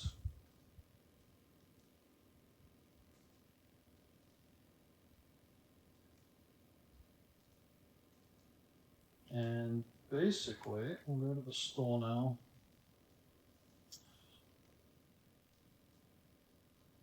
And I can't. Good.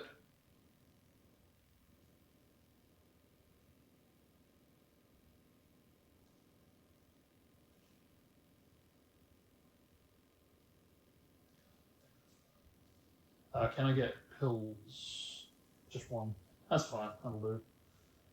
Now, Choji. See, this is another thing. If I can figure out a way how to bypass this, whether it's a clip or some other alternative, yeah. So long this strategy, getting it this late into the game, I'll definitely be going for it much, much, much, much sooner.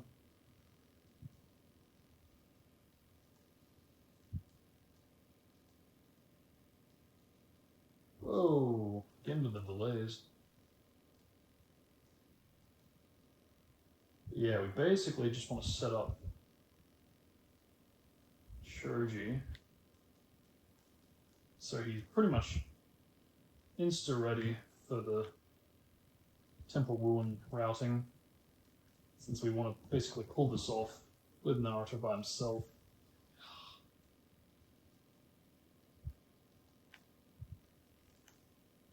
Save it, yeah.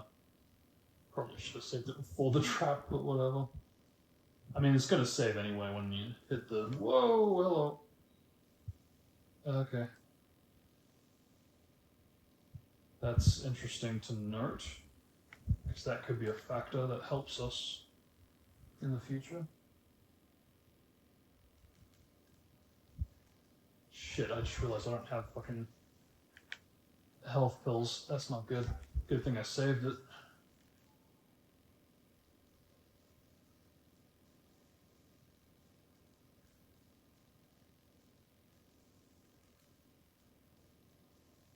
Okay, that was really close. That was really stupid that I didn't get any health pills.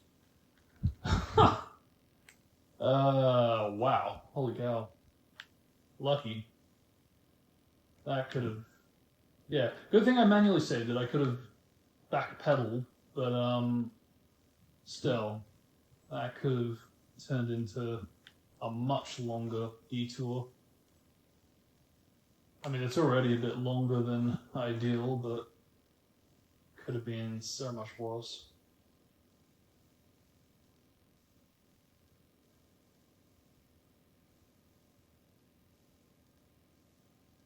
But But yeah, that's another thing. By unloading Choji, it would also mean I wouldn't be able to go for it now, even though this is slower. But it is a thing important to keep in mind in case it does become more relevant later on.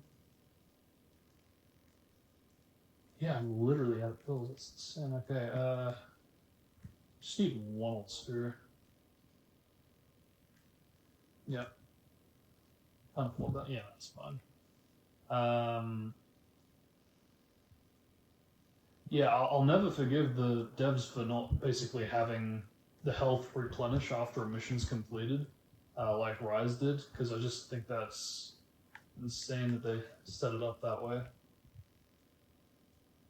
Especially after like the boss battles, that's just criminal.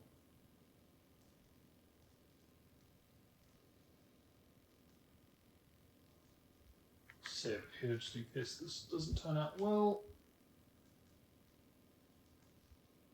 Goody. Okay, so do I need to? No, I don't need to set this up anymore because we've already got the cut. But that's basically what I need to do. I need to sprint hop immediately there to make that work, instead of what I did last time and waited for the entire thing to finish. Because by doing that, it basically brings it back up when you do it. Yeah.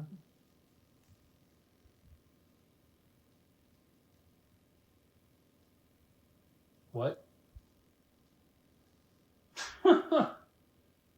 Okay.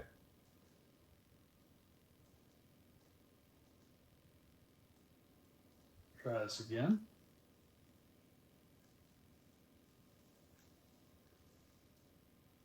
Can't rush these things. You gotta be mindful. Most especially in the Jonin class. Says as he does that again. Oh, for fuck's sake. Enough, please.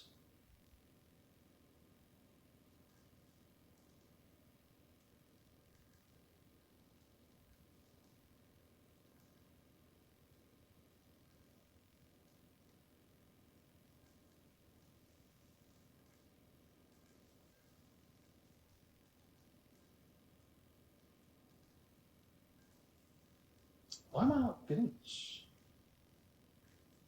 I know it's a bit finicky, but yeah. So this is something I, for some reason, have forgotten that you're able to do, and it doesn't really benefit, but still, this is what I mean though. Like, if you are without Choji, and you want to set that up, so you have all Naruto battles, then that's basically the way to get around that barrier. But the previous one we did, as well as the next one, are basically the two that I can't currently get around, so that does complicate things, unfortunately.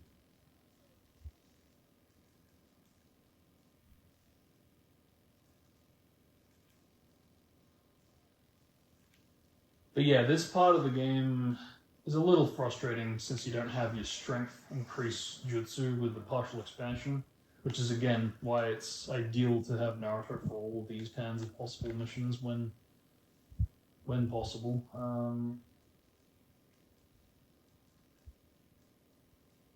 Okay, so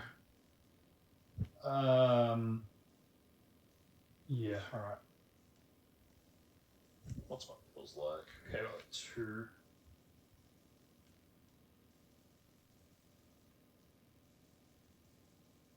I think the thing that really made me want to come back and redo this whole thing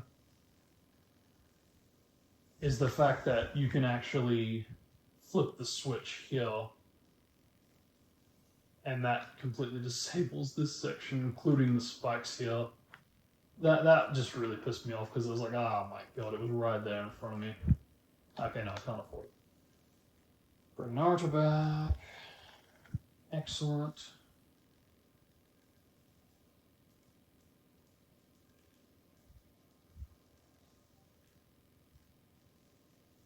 Good.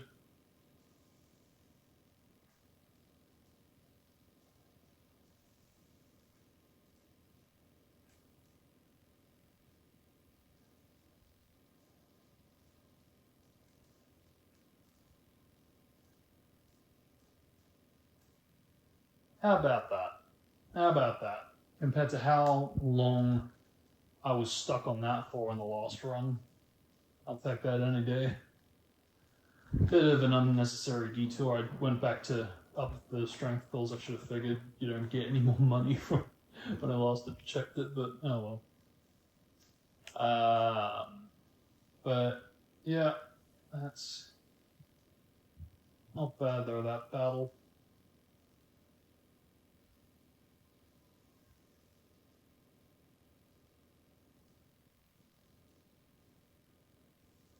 But yeah, it's just those two Choji barriers, and yeah, bit nasty. And again, if I can figure out a way how to also get past the one where it's preventing the Zabuza ninja card access, oh, look out, world, here I come. No, seriously though, it's just I need to be looking for more of those moments that I encountered earlier where I was like, oh wow, I need to keep an eye on that.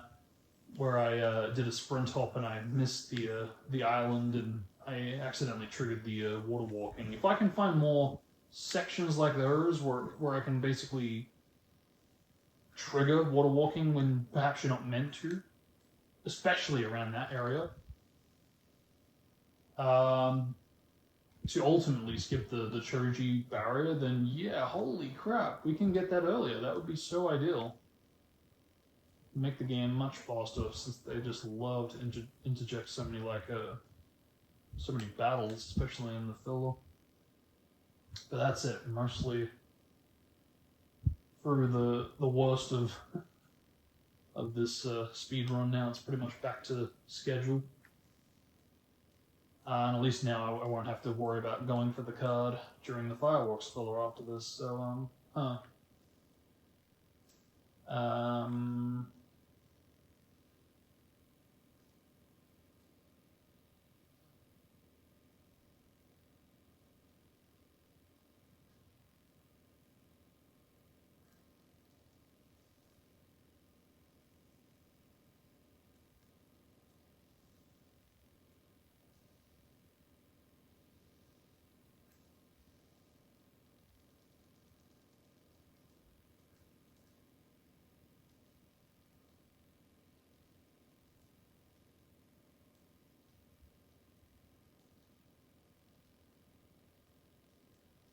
see, like that. I don't feel like that was a pressure thing because I pressed it all the way down, but the only thing that could maybe work against that is slowly pressing all the way down, maybe. But it's just so bizarre to me.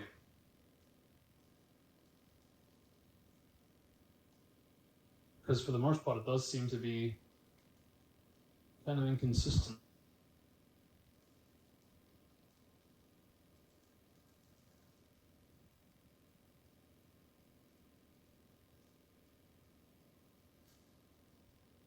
So what am I saying? I don't have a timer. I've got a freaking timer right in front of me with the iPad recorder.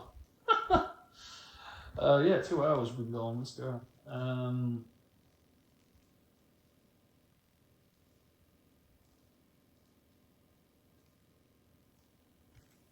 But it won't be super accurate, to be fair.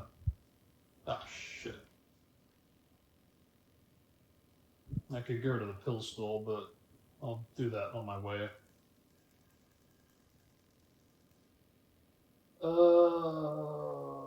Actually, that's a thought. Out of curiosity, just for future reference, because I actually have no idea if this does influence or impact it, but if I save it and load in, do I refresh it with max stats? No, not really. And why did the camera do that? That was weird. I didn't like that. Don't do that again. Don't want to fuck up the scripts now, especially. Alright, here we are.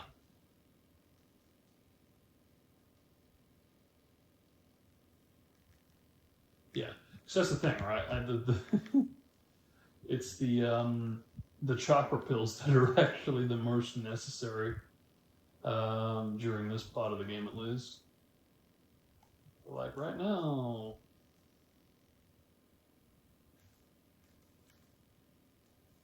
Don't want to fast here with my release delay, because that's going to be a little... Got to prepare ahead of time too with the pills.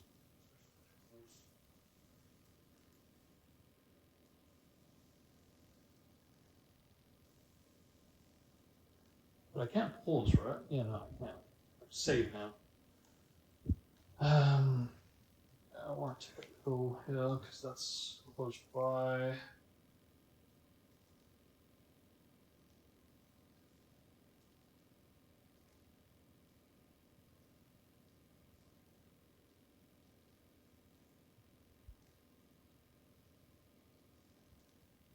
Ooh.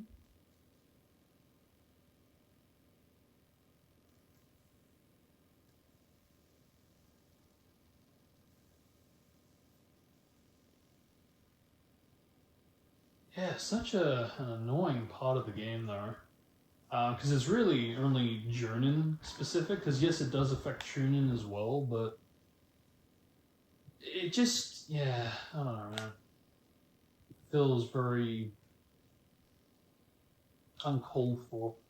I feel like if it was like a battle type of deal, I would totally understand it and even be on board with it. But it's the fact that it's like a free open world type of aspect. Especially when you compare the fact that Rise of a Ninja respected the fact that there was 2 different speeds per gameplay style. When you're in battle, the chakra does replenish slowly, and I'm fine with that. But when you're in your overworld type of gameplay, where you're going to be more commonly using jutsu for, you know, not battle, but for more common kind of obstacles and all, it made sense why the speed was much more faster.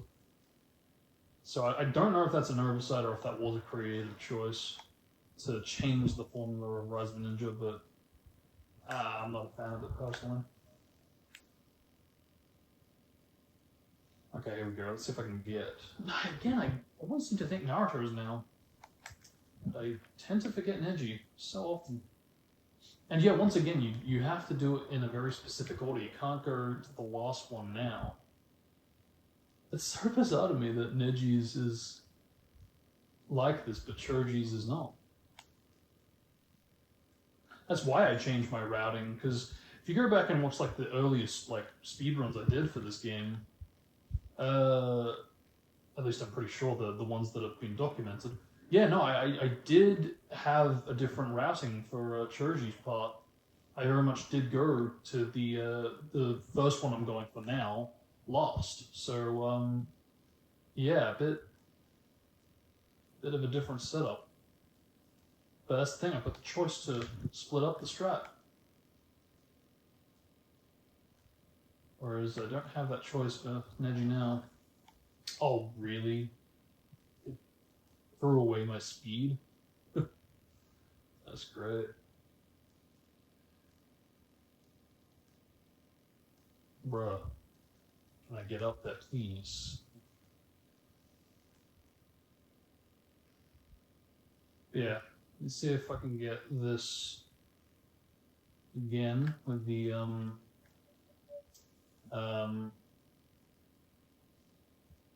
yeah, Naruto strat.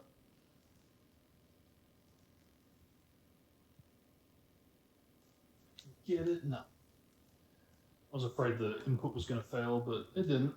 Just didn't pull it off. Oh well. Actually, I was kind of thinking it'd be probably better to try the facing the wrong direction there, Naruto. Didn't know you could do that. No, I was going to go around the fence, but oh. Oh man, use your mind. But yeah, 2 hours now. That's pretty good for Jonin, at least. And that's I think another reason I kind of did want a timer, because even though I've intentionally gone and done something that's essentially a slower strategy, I've I'm trying to make sure that this is like in an in-between state with the time where it is going to be faster than the record, but it isn't going to be faster than tune-in percent because I'm really fearful for that. I like to have, you know, ABC type of style.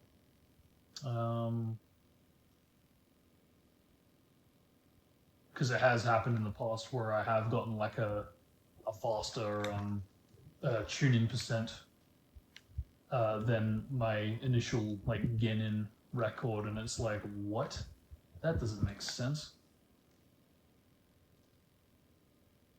So yeah, we got a freaking blue screen much more earlier than right now compared to last month. So that's kind of, I don't know what that says about my PC and its performance. I mean, to be fair, I didn't start the stream immediately and jump into the speedrun that way, so that absolutely is a factor. But I just think it's so weird to me that, like, yeah, you can,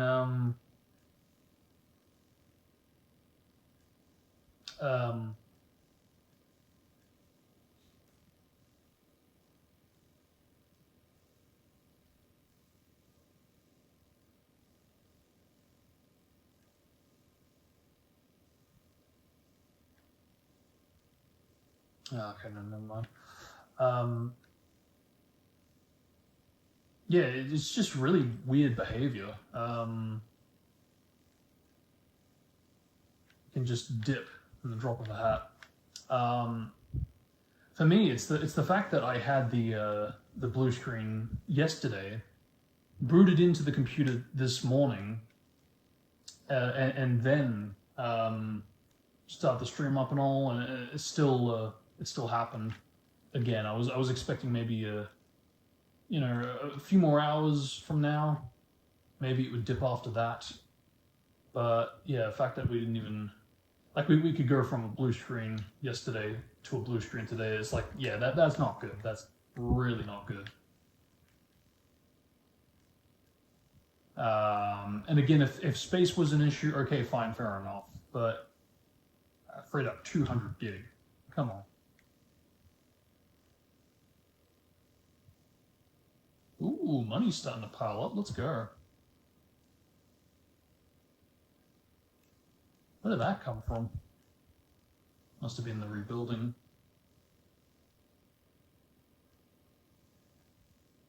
Because I forget if I can upgrade the scroll now, but I was going to mention this. This is why I kind of just lost my train of thought earlier, but could I theoretically do this without the Amigas? I could, but I think it would actually make it slower because I really do utilize the tag out when I get all the different like fireworks. In more ways than one, I teleport straight back to the guy as well as teleporting to the different locations. So yeah, I don't think it would actually be for the benefit of the speedrun to unload the Amigas. Yeah, no, nothing I can upgrade there.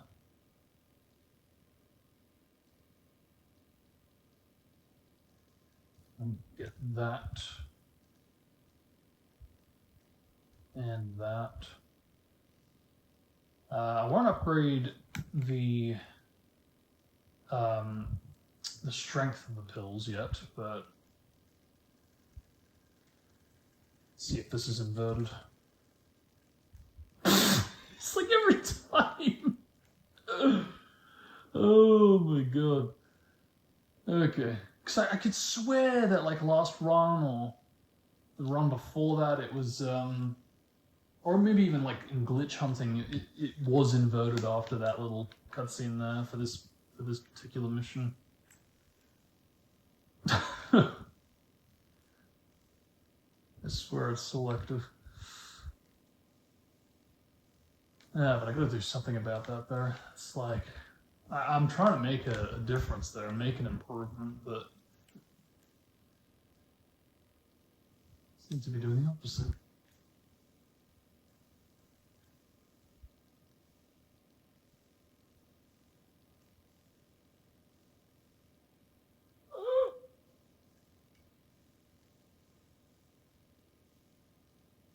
But yeah, Choji and Neji really are not useful for this mission unless I'm going to be going for the card, the Zabuza card at this point in time. So that's the thing, because I am utilizing the tag out, then there is no point. Because they respawn here anyway, so I can't even...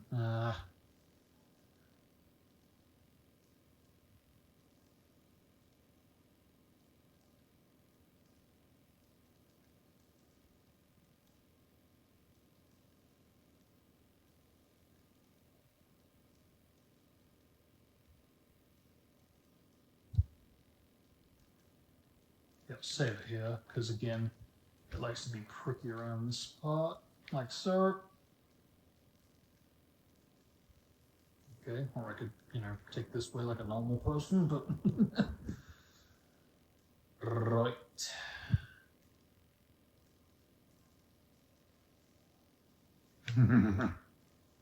Ooh! Yeah, something just so satisfying about this part of the game. There really is. Just the strength increase and that massive, like, glow up. There really is. It just makes it more satisfying, the fact that you do start the game from, like, very little damage, basically.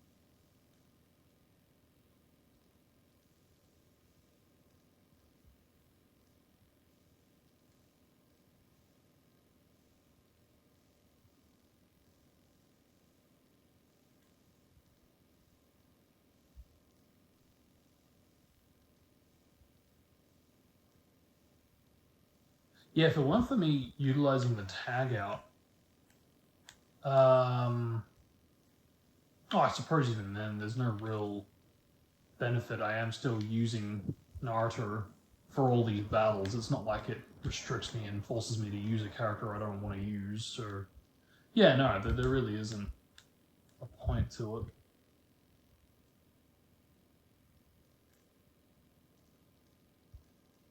it. Although, what about in this case now? I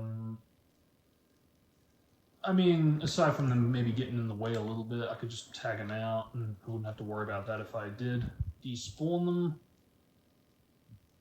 But aside from that, yeah, no, not really. Yeah. So it might be worthwhile saving now so I don't have to worry about using a health pill. Whatever.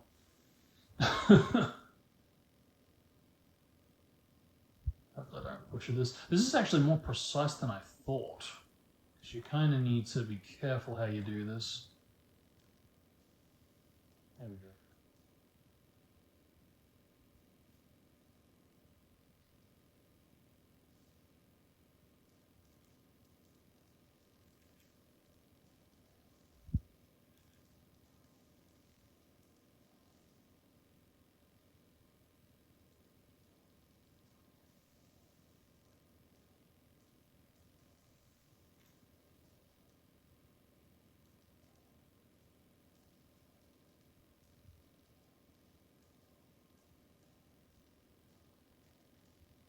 Dude, that was so fast. Let's go. See, I really hate that it respawns them here, because that would have been so useful if I could just, yeah, tag to them and be right at the tree at the ready. But, oh well. You can't, that's what I mean, though. They really do, again, they really do make an effort to, like, make things very unskippable, whether intentional or not.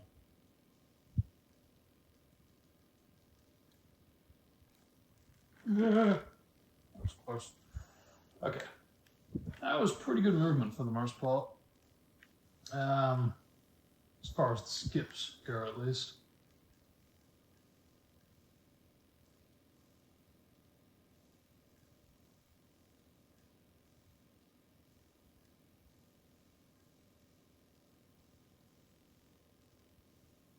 But see, I think this is another factor to this speedrun with the difference to the previous one.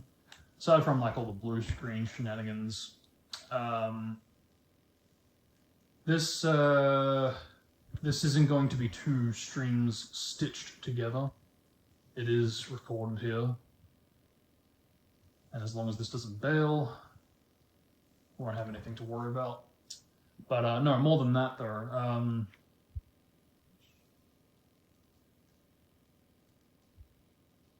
I'm actually more confident in this speedrun because I don't have anything to compare this to ultimately.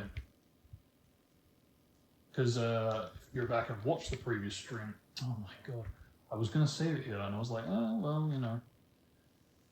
But yeah, no, I was comparing it to the previous run, the record run, and I think that didn't help with my confidence in speedrunning it. Again? You're fucking... Okay, I gotta save it there. That's evil.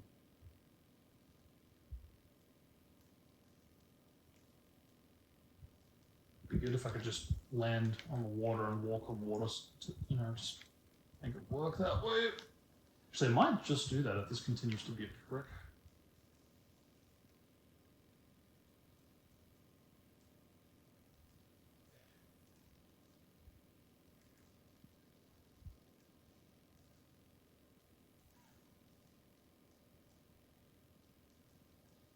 Fuck's sake.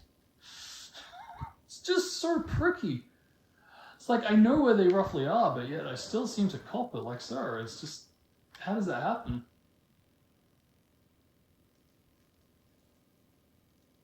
Like, bro, please stop. Get some help. Yeah,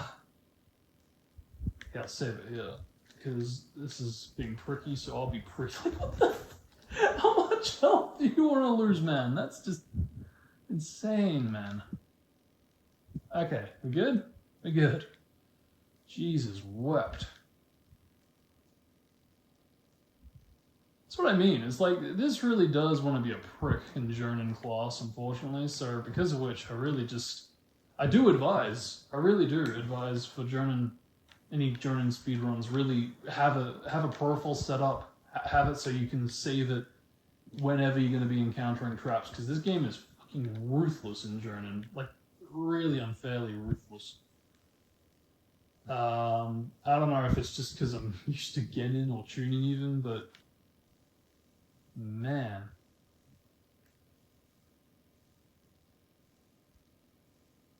But I think not doing too bad. So, some minor setbacks, but nothing truly like damaging. And on top of that, like I said, I think because I don't have anything to compare this to and go, okay, I'm miles apart, I think that does impact my the psychological aspects of the run. And my confidence ultimately in running this.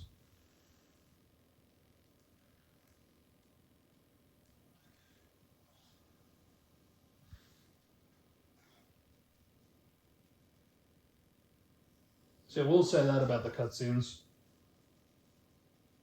Even though they're unskippable, I can kick back for a few seconds to catch my breath, stretch a little bit.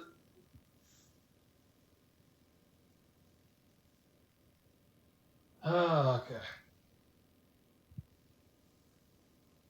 Do that while I'm here.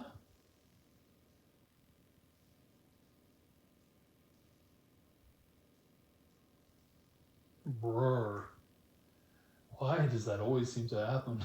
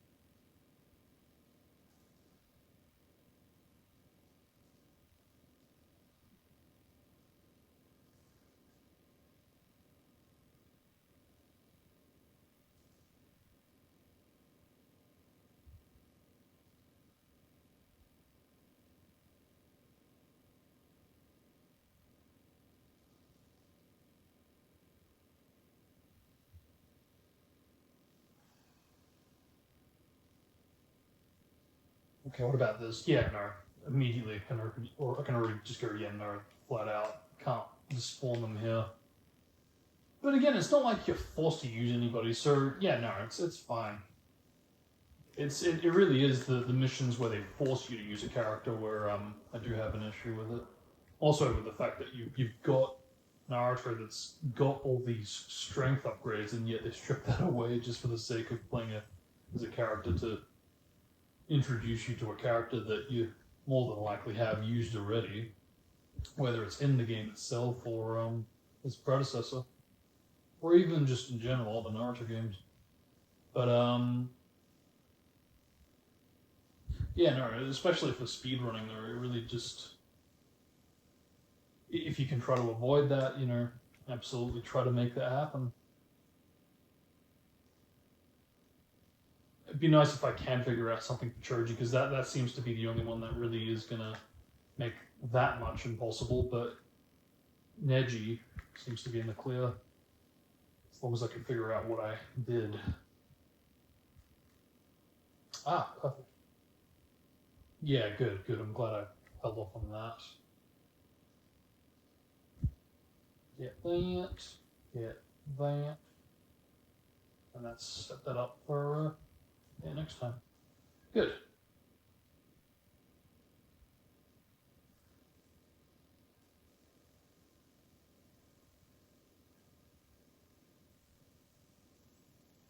And I'll set this up now, just in case this wants to betray me.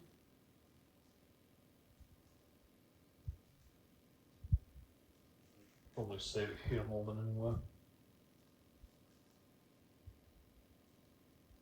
Like so.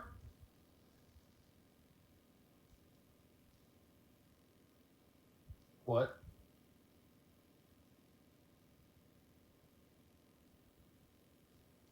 That felt unnecessary.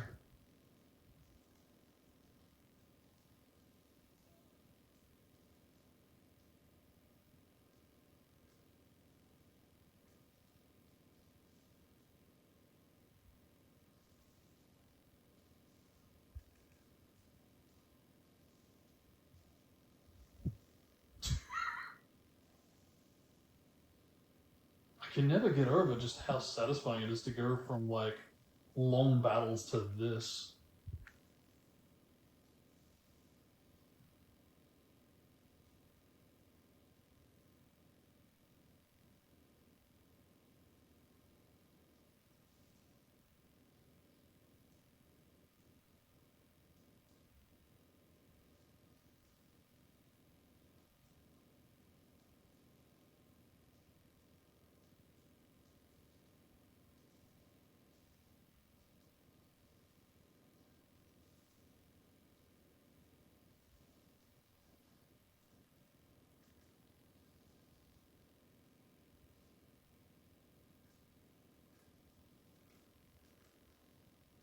It's just, yeah, it's really ruthless. He says he does that. That was really stupid. Alright. Yeah, I'm just gonna say it now. The day we get a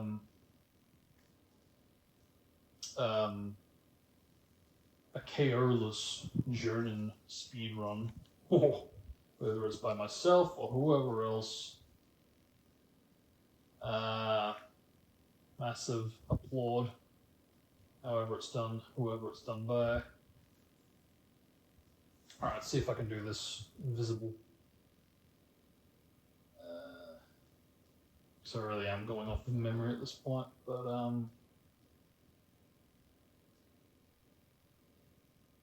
yes, let's go.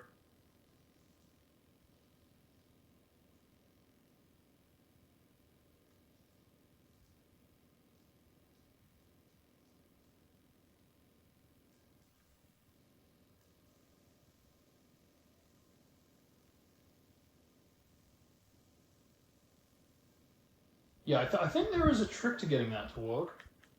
I think the trick is to make sure when you hold down the joystick to make the Rasengan move, you want to kind of be pointing it where about 10 o'clock direction-wise to really just make sure that you're trying to imagine, how do I put it? You're trying to imagine Naruto moving in the overworld whilst you're rotating the Rasengan, and because of which that's going to spin him into the bandit when you finish the trap, right? So you're trying to have Naruto walking away from the bandit when you finish the Rasengan minigame, if that makes sense.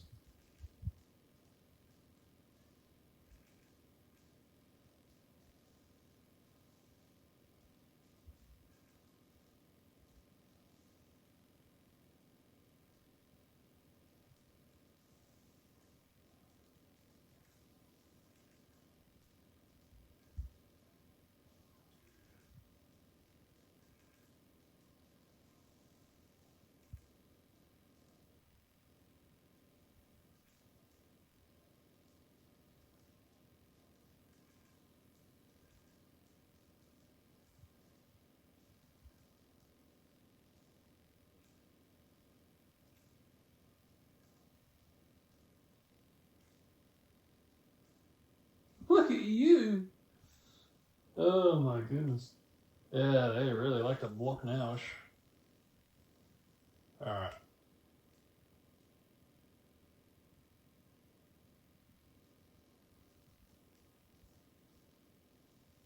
Damn. Didn't set myself up all too well there. No matter. Hopefully I get a better setup here, because this is where I'm getting concerned. Oh! Yeah, I was trying to avoid that spiky fence, but no matter. You bandit, yep. Not too many.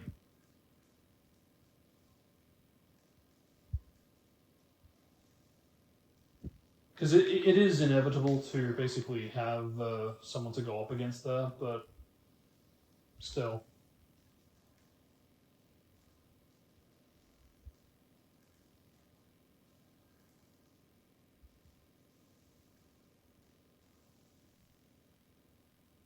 Okay, wow, fresh out of pills, holy crap. But nothing too major.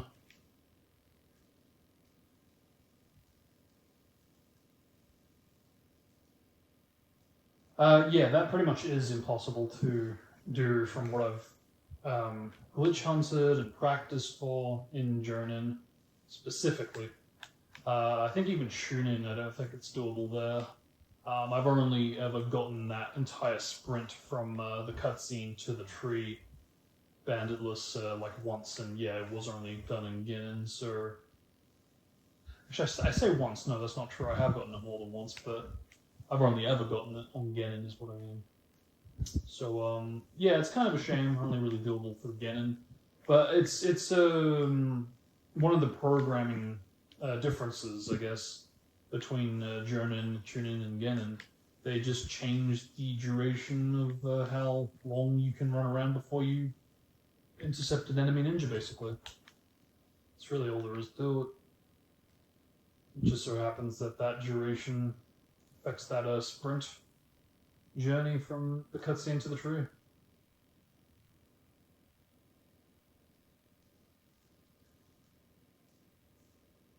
So that's what, 2:30? What do I usually get to? I usually get to about 3 hours when we start the retrieval.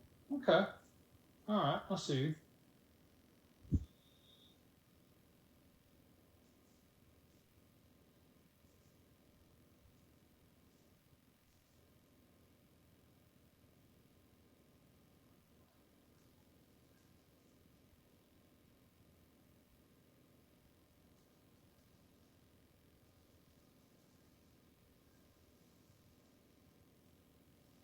Oh, but it's worth it because you get an achievement for it.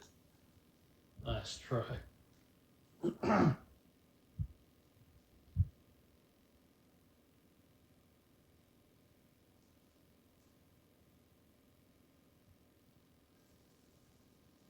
I think, I actually wouldn't mind it as much if that was a genuine filler from the anime.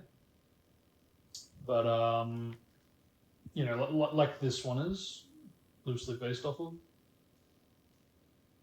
But Yeah, no, just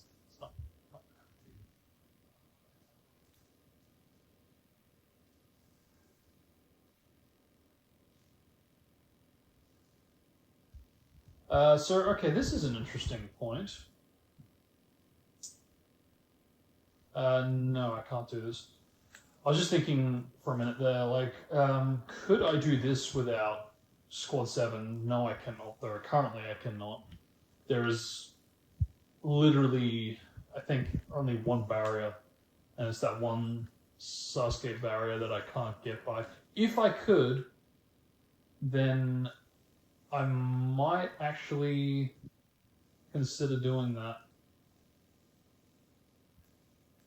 But the fact remains, Sasuke is pretty freaking OP. I actually don't know who is faster to use for that reason. But because he is as OP as he is, it is a factor against despawning Team 7 as well.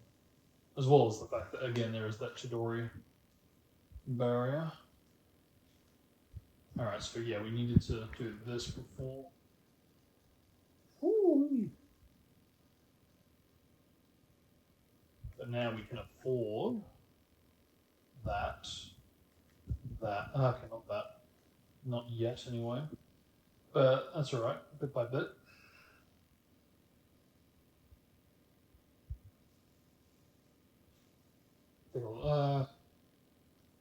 Do Naruto for this. Yeah, I think Naruto is a little bit more reliable. Because you get more blocks with you get more blocks with Sasuke compared to Naruto for the most part.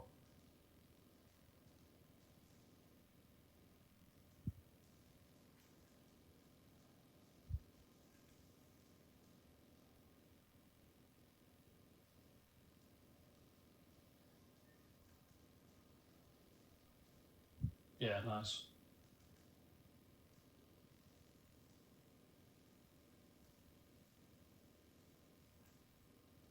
See, normally I wouldn't really make too much of an effort to go after the cash after a battle, since it technically is faster to just skip out of it immediately. But since it is Jonin, where you are basically going to be using more pills in this rank compared to Genin or even Chunin, it's really the only reason.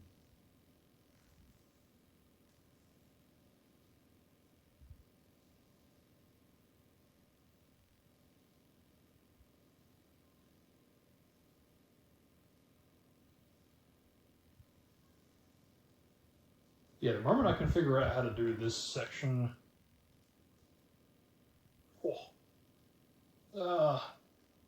without Sasuke, I mean, again, I probably still won't go for it, but it is going to open up more opportunities, I think.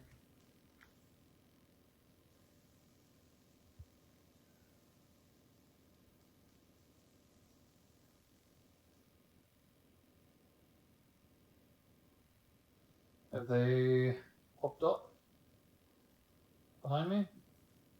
Yes, good. So that way, clue him in. Sakura can be of use. First time in the run.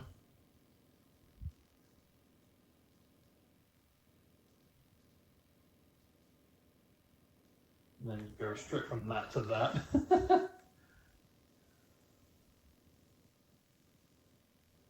Because yeah, I have done this mission before by despawning them, but yeah, it really is just that Rasengan Chidori barrier kind of renders this useless. Because I think the rest is pretty much doable without him. But there's also the fact that I am, you know, in this case just now, I did influence the Amigo tag out to skip traveling, you know, even if a little. So that is a factor too. Alright, let Sakura take the heat this time too.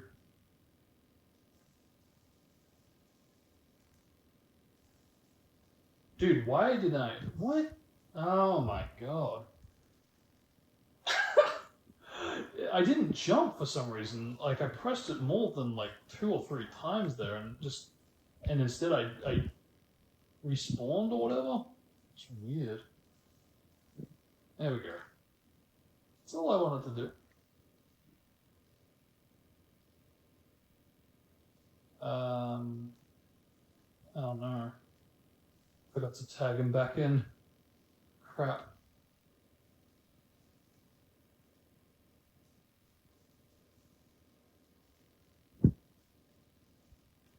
Good thing the strength upgrade kind of applies here.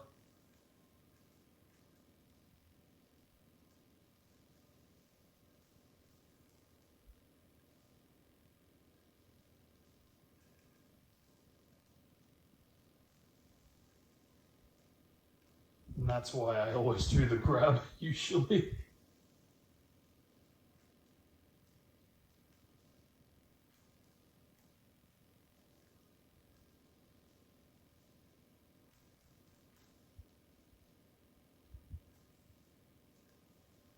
Okay, so that's that.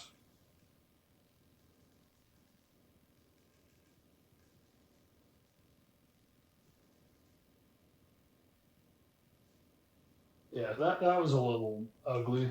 A little slower. Tag him back.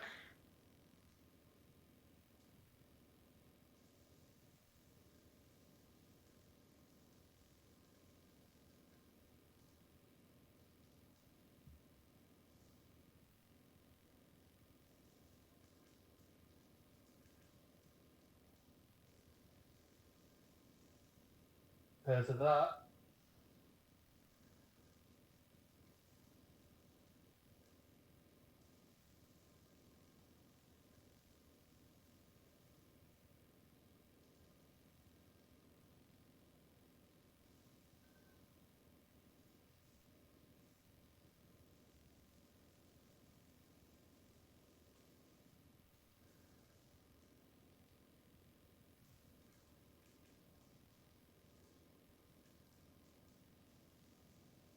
Hoo-hoo-hoo.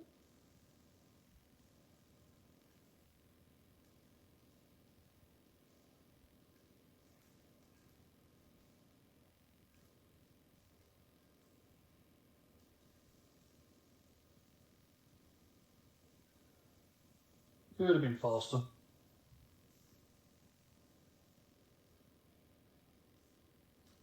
Yeah, I immediately remembered just as it was triggering the battle. I was like, no, should have brought him back because you can't do it after that cutscene plays. It immediately goes straight into the battle.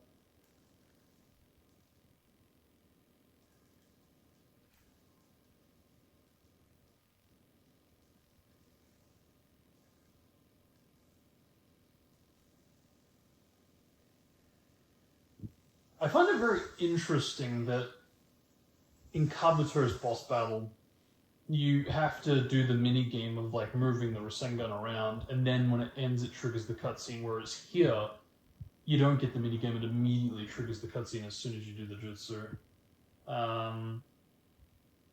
It does make me question if the sound battles were meant to perhaps conclude a bit differently at one point. Maybe you were supposed to do the minigame missions instead of.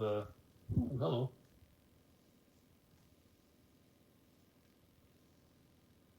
Yeah, maybe you were supposed to do the jutsu minigames before it actually wrapped up into the next cutscene. Because, you know, that what does that mean? That basically means you'd have to do Neji's jutsu minigame. You need to do Kiba's jutsu minigame. Curiously, they're not. Yeah, Choji and Shikamaru's there.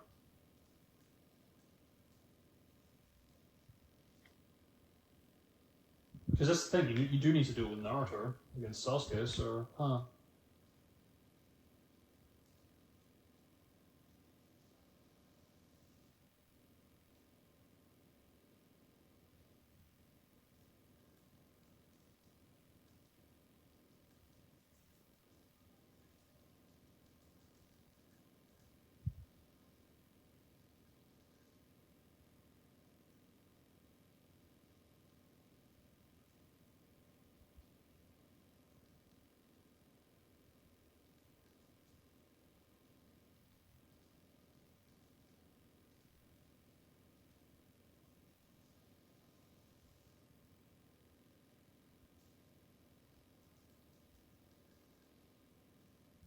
still think this is probably the most creepy out of all of them. The fact that it montages straight into the rage, and then you get the Tsukuyomi icon behind the mirror.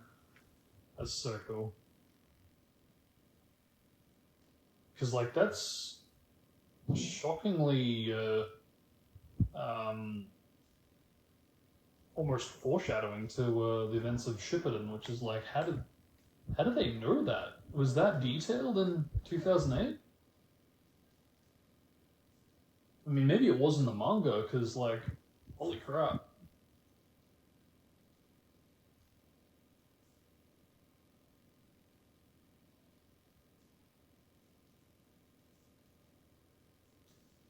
Because, like, I can get behind the idea that they knew Madara's name in this game because of, the fact that Shippuden had, like, just started, I think a year prior to the game, and they do mention Madara's name in, like, the pilot, so I can get behind that, but yeah, the Sharingan on the moon is just like, what? That's really shocking to me.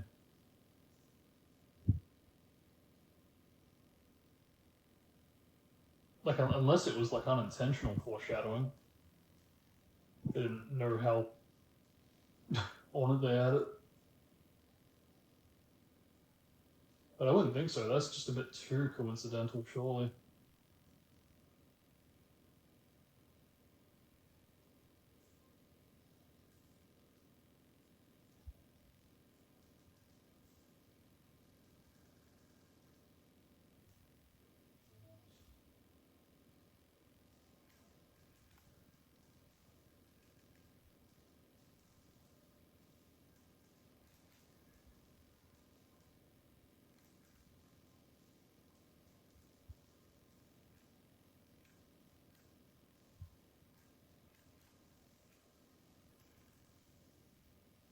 Good, he's out of chakra.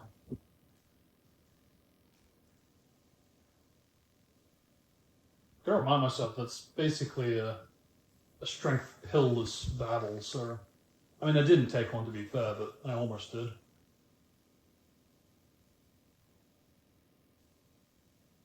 And I know I have in the past.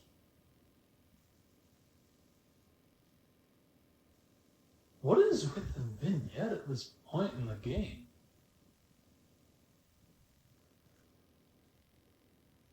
I really can't help but feel like that might have been a mistake.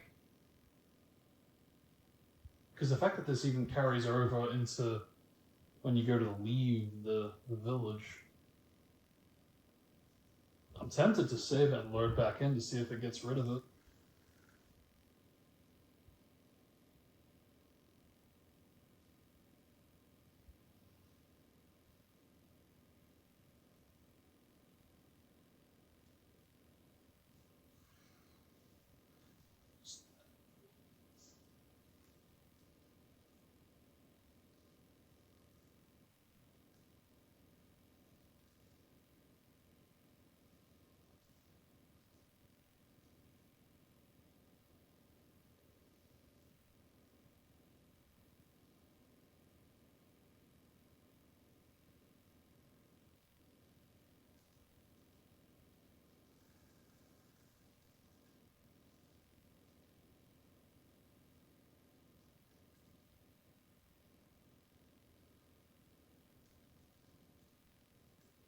So, what's the pills doing count-wise? 2. That's alright, yeah, we can get through Jiroga with 2, but I'll replenish them after the fact.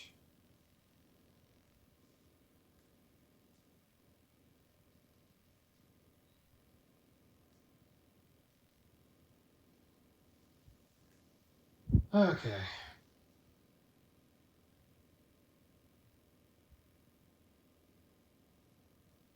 The fact that it has to load into cutscenes and still has the vignette tells me that it's... Well, I think it tells me that it's an intentional choice, but...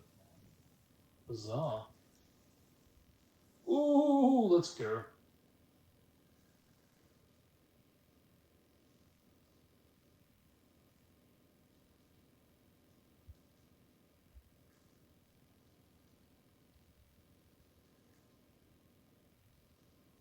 Mine's yet.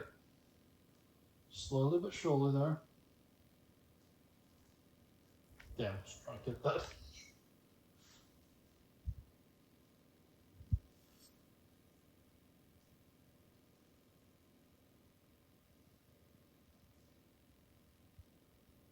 That kind of fucked up that routing.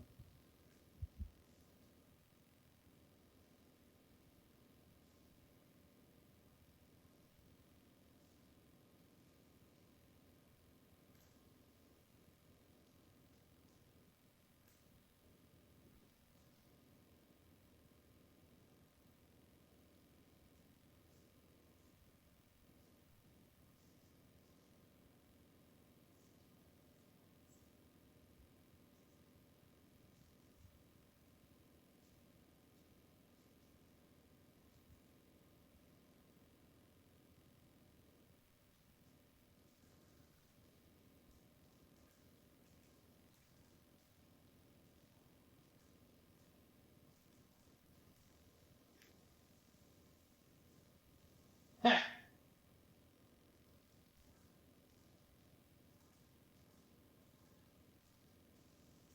It just freaking happened. They're definitely almost sensitive to their value to start raging and stuff.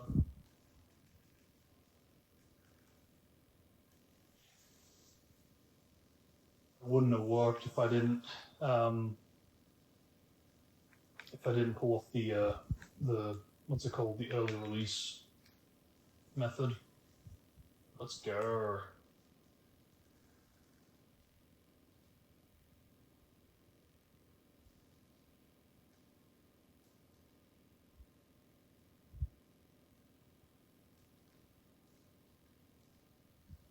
Yeah.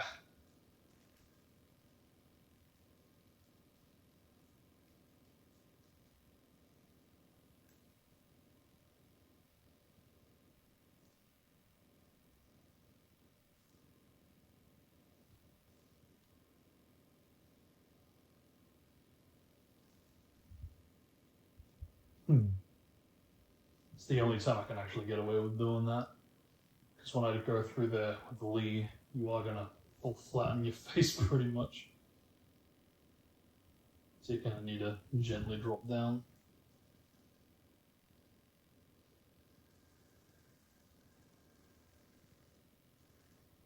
Yeah.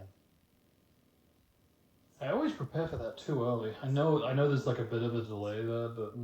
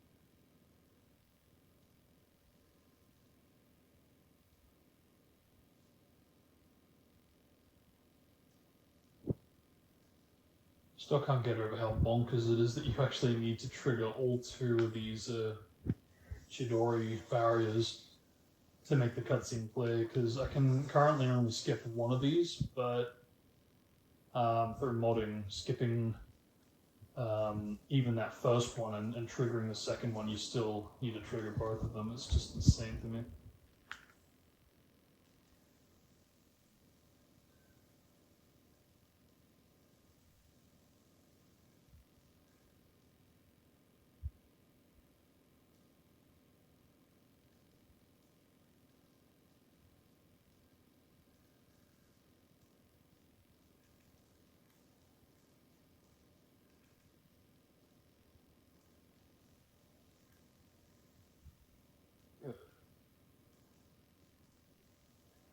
good.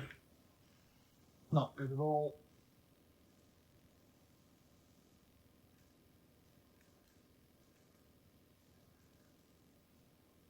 Yes,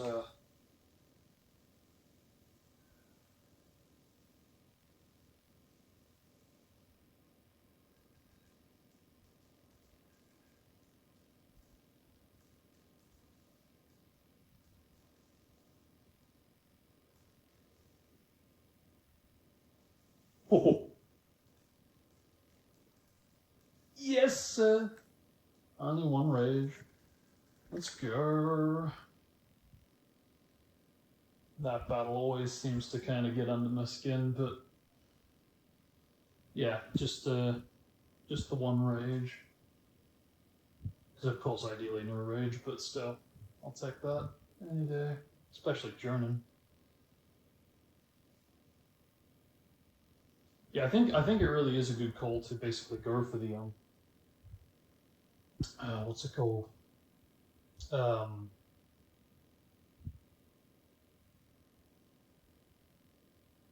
the extra dojo challenges to get the extra strength early. Now, I'm just thinking, can I do this out of curiosity without? No, I need Shikamaru for. Yeah, I can't do this. If I were to despawn him, I can do the Choji parts, I believe. Yeah, I can. Holy crap! I can actually bypass both of the Choji barriers. No, there's three. Sorry, it's three. But I can skip the main one, which allows me to skip both of them. Sort of. Because it connects to it, so yeah, yeah. So yeah, no, on paper I can actually skip all the Choji elements of this. Can you? Oh, you really? But yeah, no, I can actually skip all the Choji elements of this mission. That is interesting. Again, it all comes back down to freaking the like, yeah, Shikamaru, Akamaru type of sections of the game. If I can figure out something for that, that would be really cool. Because yeah, no, until then, meh. But again, it's not like it's not like they forced you to use a character again. It really is only in like the starting phases of the game where they do that, where it gets a bit annoying. But the first time you use a character, a new character.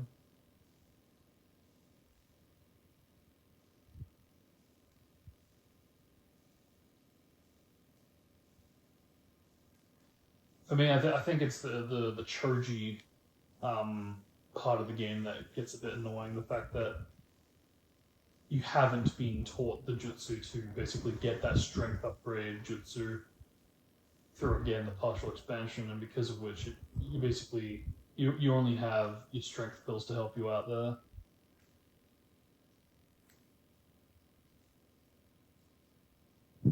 So I don't even think you've got the scrolls at that point. I forget if upgrading the Naruto strength influences the other characters that you play as, but yeah. If not, then yeah, you really are alone. And have a pill.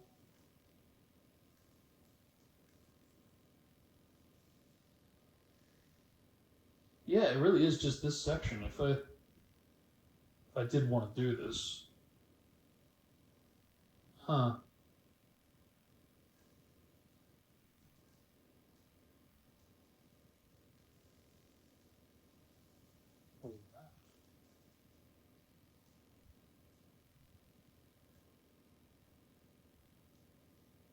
Alright, let's see if I can get this. Because again, I can set this up with the saves in case I butcher it.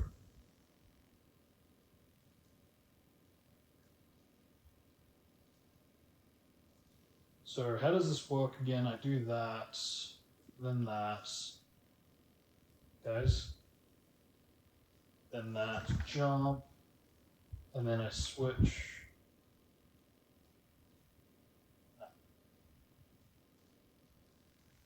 Because I think you have to be mindful of where you are. I think I was a bit too far out there.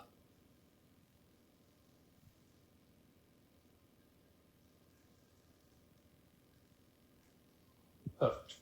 A little early, but still got it. Yeah, that's actually reliable. Let's go. And again, it would kind of detract if I did try to do this without them, so I think I'll do a quick detour to the shop.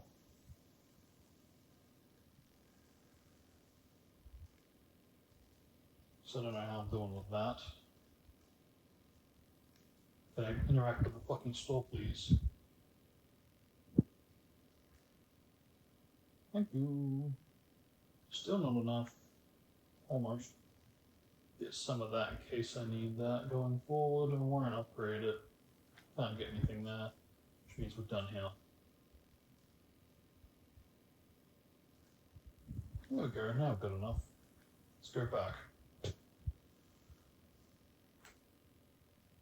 Still don't get what the point of this was.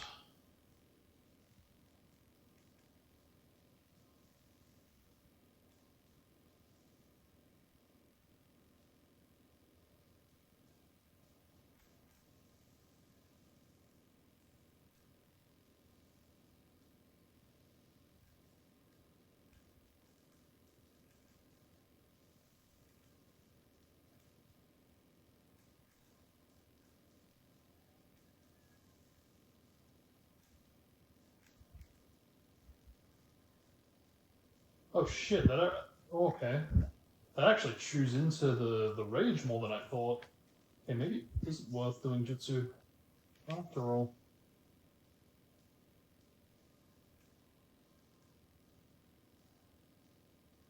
Ooh, see, now that's what I'm talking about. More dodges. I can't stand how fucking fast their overdrive meter goes up. That's just insanity. Oh, he's hacking. That's nice.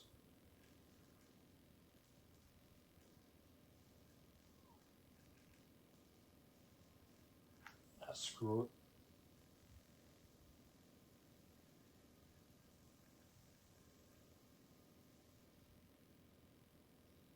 So annoying. Oh, that's why. So for some reason, they've got it programmed so you really do actually need to do that. And I did actually reaffirm this when I was doing some glitch hunting about a couple weeks ago. Yeah, for curiosity's sake, as well as archival sake, I decided to report the glitch hunting session to basically just, yeah, confirm it again, but actually have it documented to see, just in case for whatever reason I was misremembering it. But yeah, no, you really do need to do that match, because if you don't, if you take, for example, the other tree that takes you to Temple Ruin, and you go from Temple Ruin to Tanzaku, you basically don't update the game. You can't. I think you can get the plants or whatever you need, but the ingredients, but you actually don't update the game's like mission update with the scripts. So that's what I mean. You really do need to play the game the way they want, even if that means doing these really frustratingly unnecessary battles.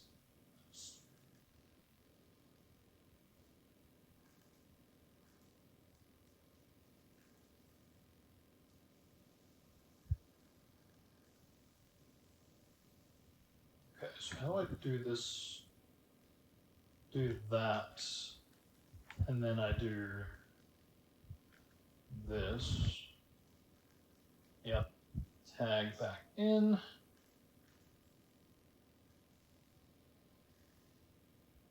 And don't know if I undo the jutsu or not. Because we get the fancy camera. Okay, now we're back. Alright.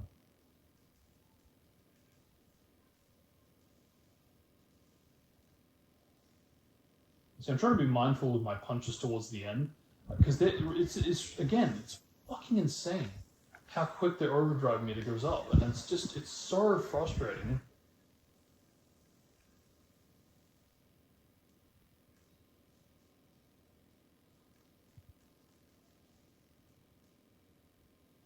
See, already halfway. It's like you could go red right now. lucky. I got very fucking lucky there. It's RP. It is so RP. And I'm actually a bit surprised more people don't speak up about it, because it's... I've said it so many times, but like seriously, the AI actually has advantages over the player, and it's not an exaggeration, it really isn't. And I think it's so evident when you go into the Sasuke retrieval, the fact that Sakon and Kitamaru basically have a literal scroll to basically make the jutsu charge faster than the player you're playing as.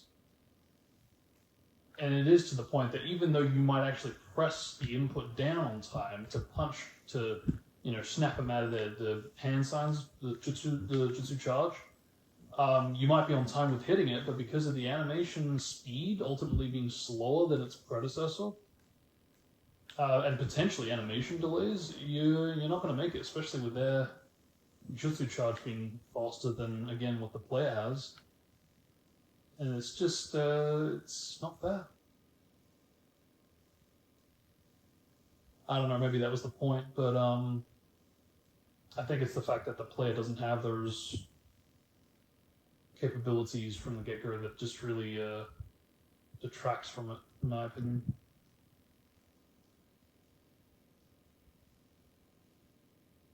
Actually, I'm going to tag these guys out, because yeah. Forget if I did this last time, but I want to quickly go pit stop after I do this.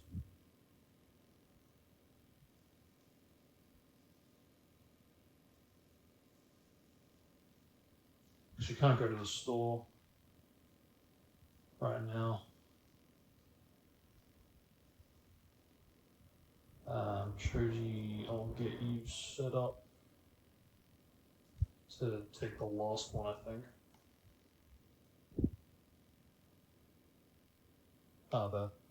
Yeah. And Naruto, you can do the jump.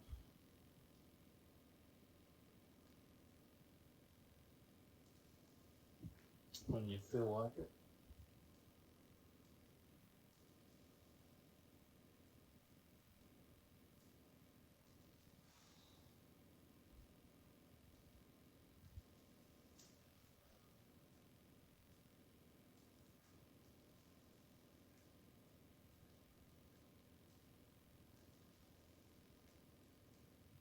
And I can't save it, so that doesn't help.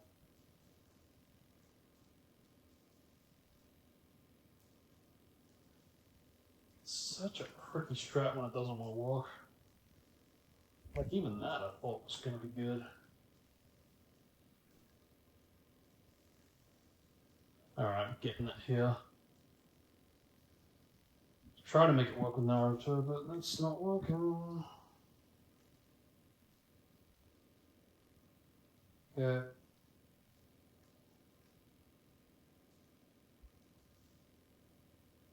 Yeah, that really does increase the duration. Interesting.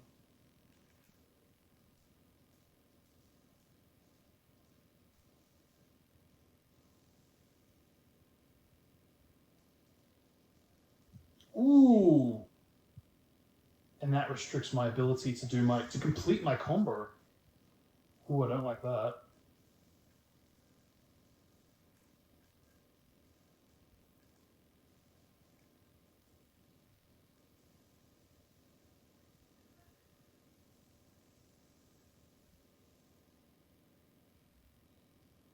Now, could I please freaking get this?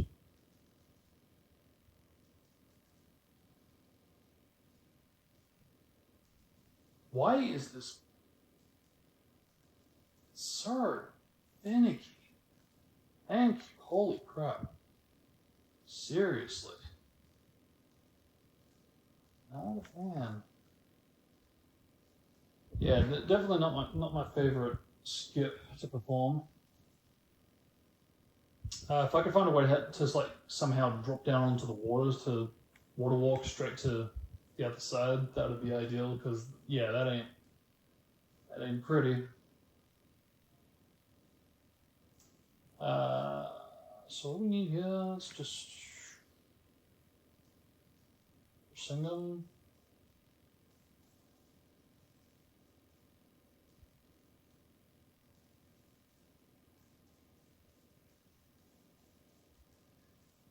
Good job.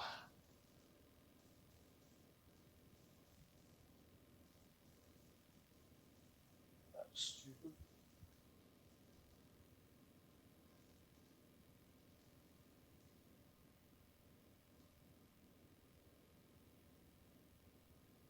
Oh.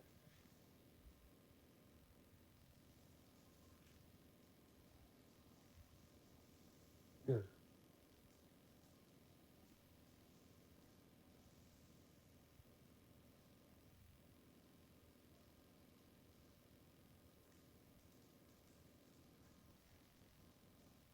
Good. I rage. As it should.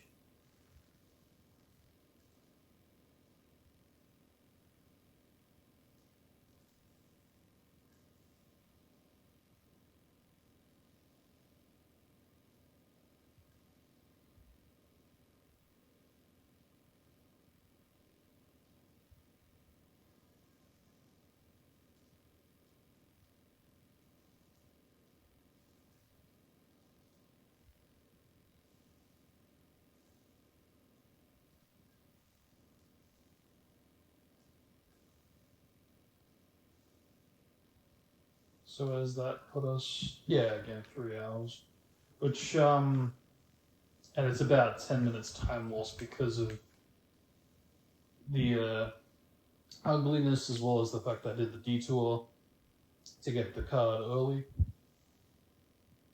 But considering it's only 10 minutes time loss, that's pretty damn good, I think. I don't know how it compares to the other one, but I'm willing to bet that it is better. Faster.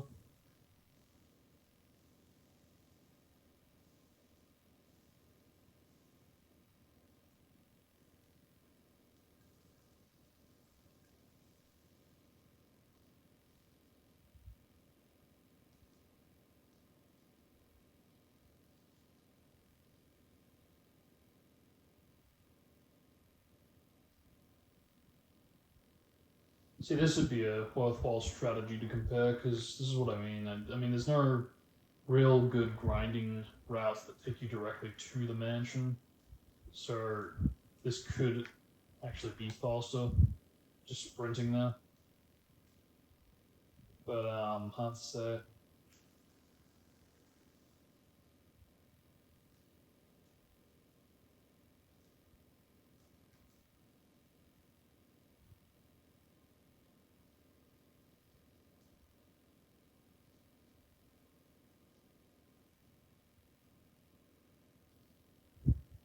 Should have taken the grinding route there because I know that should, on paper, be faster.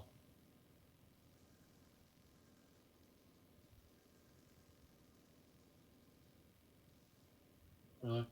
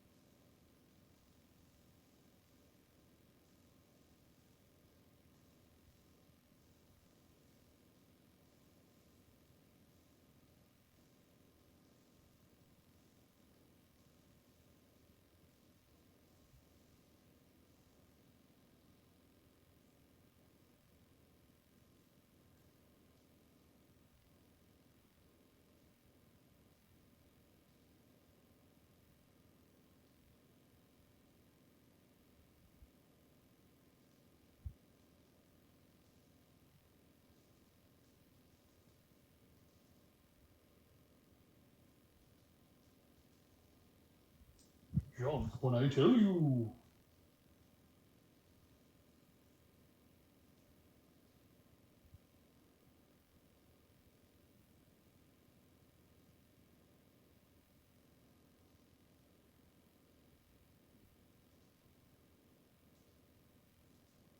See, like that autosave right there is also very essential. If for some reason you were able to skip that, the next part of the game just wouldn't update, it wouldn't trigger.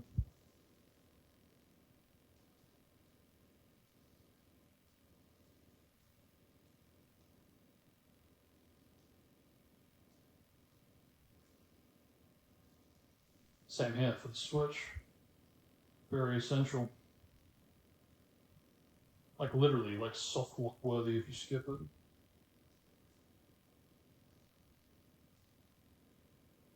Yeah.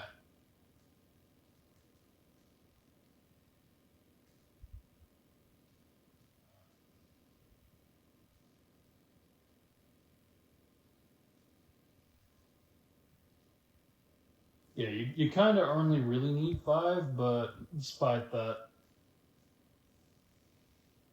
seeing as though you're kind of locked into the rest of the game from here on out, at least until until we get to the Sakon battle with what is it, river crossing the area. Yeah, I kind of want to play it safe, just stock up in case I run low.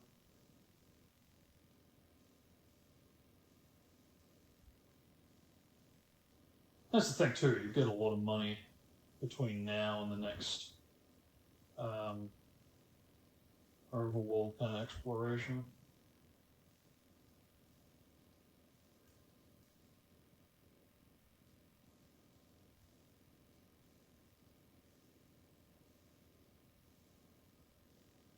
Still have a sneaking suspicion that this one tree action sequence could also have some kind of like a quick ending that has yet to be found.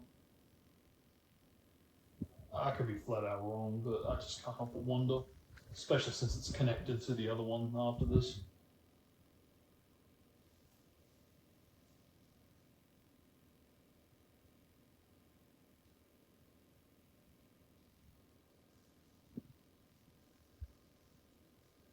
Actually, we're not doing too bad for time now that I think about it, because of the fact that, again, I didn't immediately start the run when I started the recording. Oh my god. I just noticed, like, as I charged in, I was like, what? Okay. Alright, I have to replay all that again. I'm gonna set that up better in the future, because I just don't seem to, I make such a note of it that it's like, how come they don't replenish their health? When you complete a mission or when you're doing in between bosses, and yet I don't even freaking prepare for it myself manually.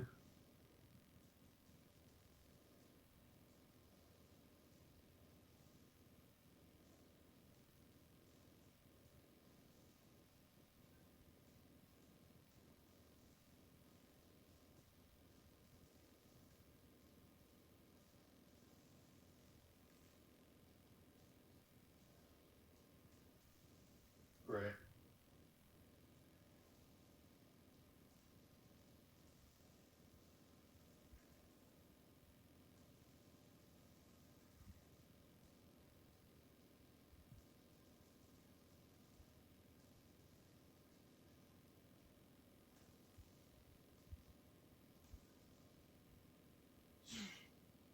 Was it worth it?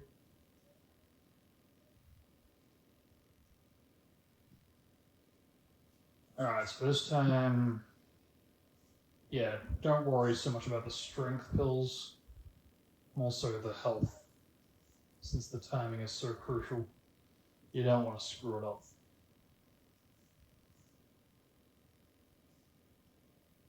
Especially if you've already encountered one. KO. Having said that though, yeah, for sure, I'd absolutely prefer getting KO'd in phase 1 over 2, especially if it's at the start.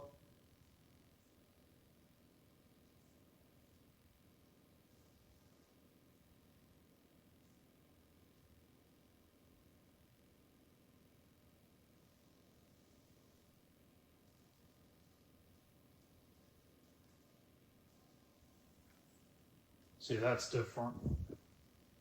And on top of that, it also forces them to get up immediately. Ooh.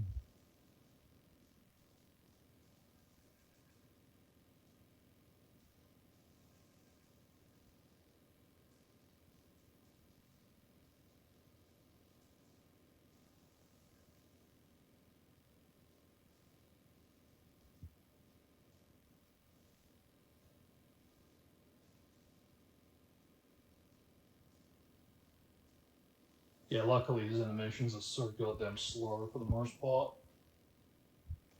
So it makes his maneuvers almost pointless. It's kind of a case of like their programming of the game kind of working against the AI in this case. Because, you know, I've said it before that like you can literally input before something happens on the AI side of things. But again, because of the animation it takes for the speed to get to the impact, you still lose out.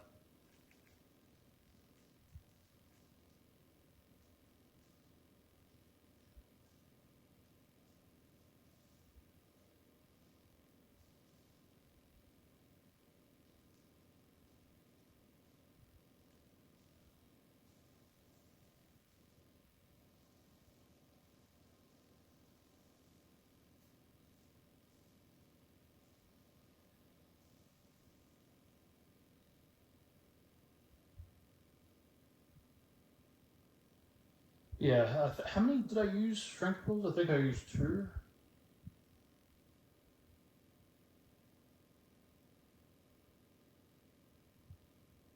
I mean, either way, saving up on however many I've got for this next battle's, yeah, something I advise.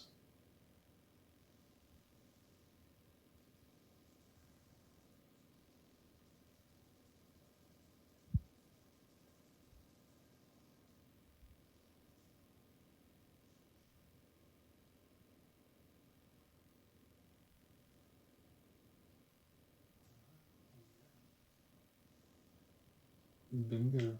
Ooh, did my health replenish because of that KO? Oh. Yeah, actually, if it did, then that means that I'm still kind of tagged in, even though I'm tagged out. If that makes sense, I'm like, yeah, I'm tagged out, but I am still on the team. Yeah, no, that I think that does make sense because it is. Yeah, we haven't moved. We haven't split properly yet. I love how consistent that is. It's so good.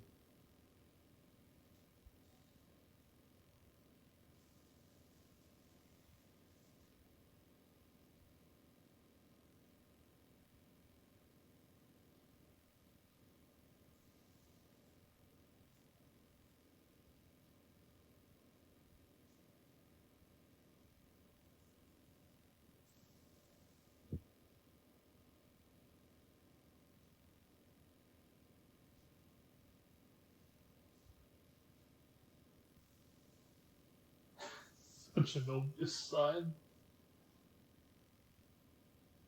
Like he's looking at him.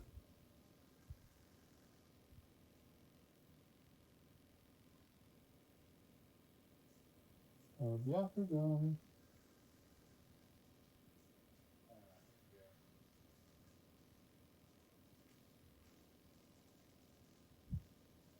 Oh, so happy, huh?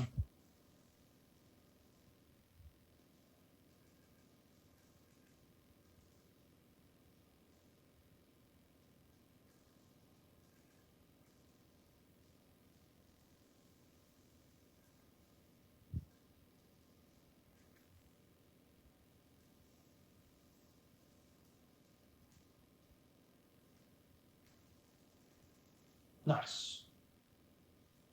It's the only real way to make that go faster. To get the equivalent.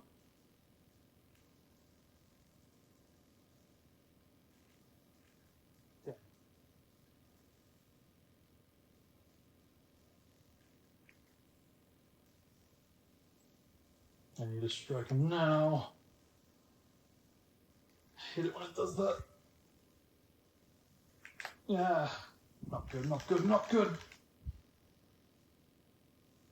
It's like before I even have a chance, man, you know? It's just insane to me.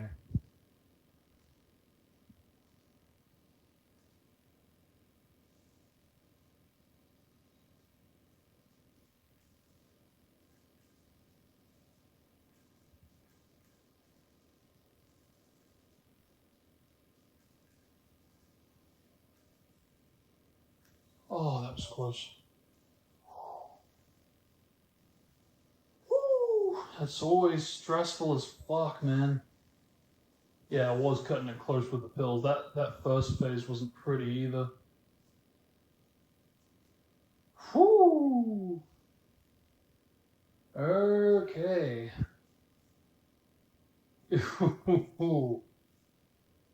Yeah. That, not bad though. Not bad though, considering I only got one jutsu.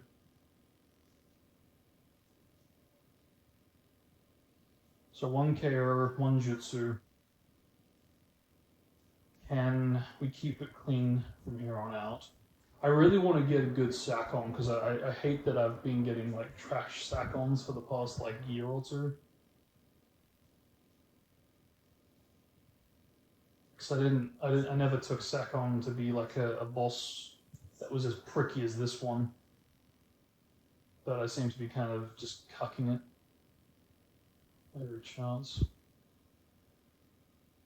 So let's see if I can do something different this time, and now that I know what to be wary of.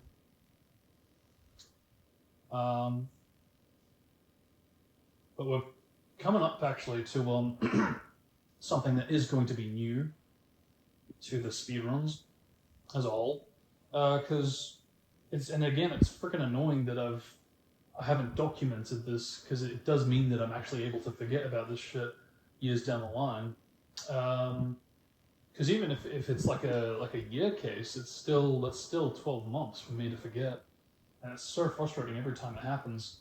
That's why I'm starting to record like glitch hunting sessions, because yeah, I basically have got it in my strat comparisons now at long last for one more bridge skip, thankfully. So yeah, now it really is just the one during the Sasuke and Sakura like Team 7 that filler, the bridge you have to make there. It really is just that, and the one when you complete the Choji mission as well as the triple threat mission. That bridge, it really is just those two plus the ones when you don't have the sprint. But if you don't include those, then yeah, it really is just two. Because this one was another one, but I was like, hang on a minute, didn't I do something about this? And then you could do something to with the spikes, and yeah, no, you can totally have collision there. So freaking frustrating. But at least I've compared it now, because that does mean I won't easily forget it now, so yeah.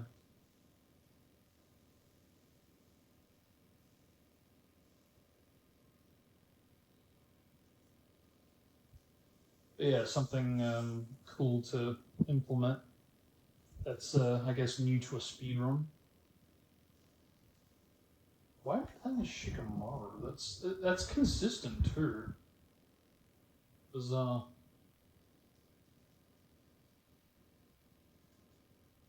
So in the end, I used more health pills than chakra pills. That's curious.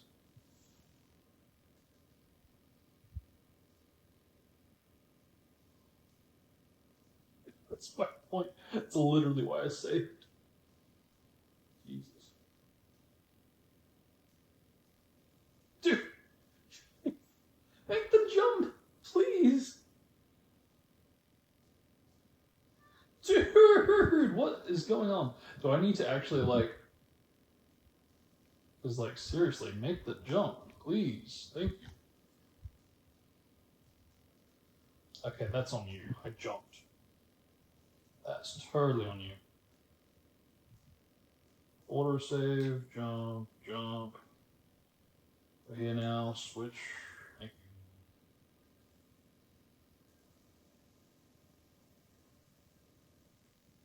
you. If I could find a way to get around that, that'd be cool. Although, actually, having said that, that might be one of those cases where you need to do that to update the scripting, so I'd have to double check that. I know this is absolutely essential to update the scripts. But, how do we do this? Oh, no, I need Shikamaru to do this, because there's no point otherwise, or even Kiba, but... Yeah, there we go.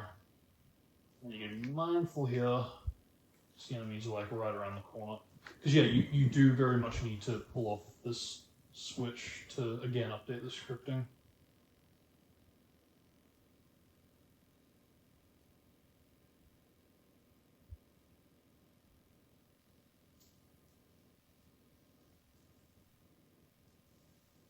It's annoying, because I actually did pull that off in the comparison. Didn't realize how difficult that was. Yeah, at least I don't have to worry about a bridge timing out now. There we go. Don't run into any trouble, especially the unnecessary kind.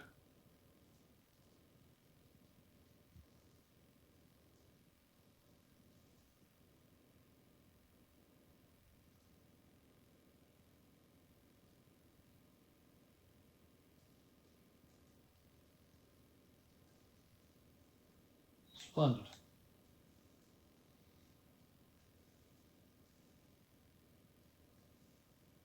But yeah, it's amazing how amazing the saves just become so much more useful in Jonin class. Because that's the thing, you really are just bombarded with KO after KO after KO.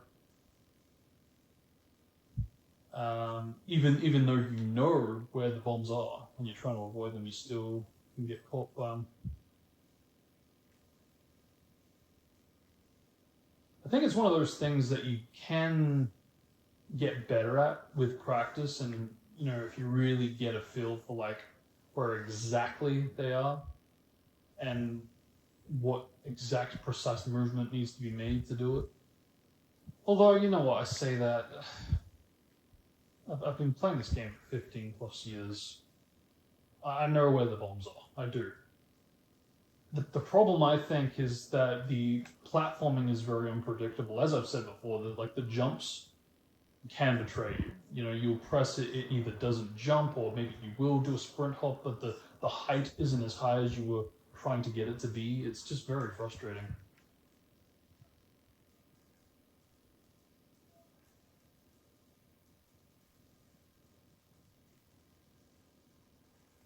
Come on, come on. Yes, nice first phase.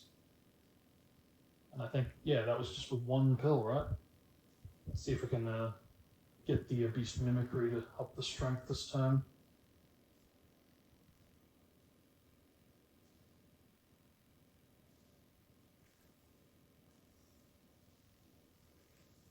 Heck of a yeah. Yes, sir.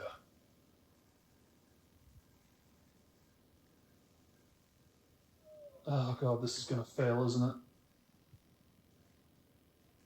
I just realized, yeah, I gotta be careful of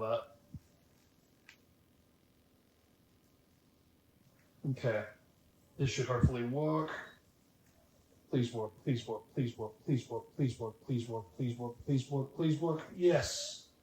Okay, so I could have done the jutsu when I hesitated, and I was just about to, but then I remembered that, yeah, no, I would literally be doing the jutsu out of beast mimicry and for the first time. And those are the very, very specific and key factors needed to basically screw up getting the jutsu intro to the jutsu outro, and basically forcing you to do a mini game, and then you do the mini game and you still don't win it it still doesn't trigger this part even if you win it.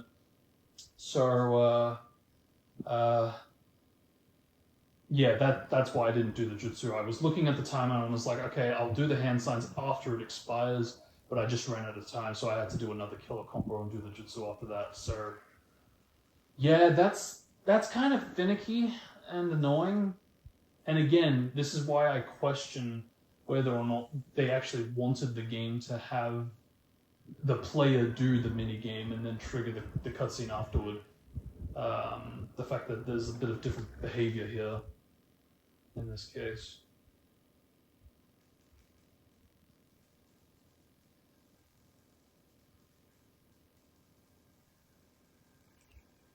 Fuck yeah, nice first phase.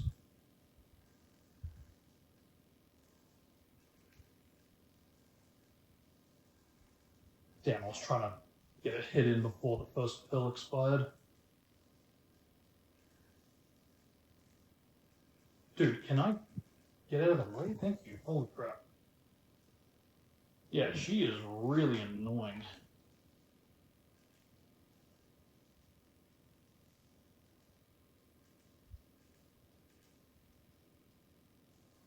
Not good. Don't like being that far away. He says as he does that. Kind of want to, yeah.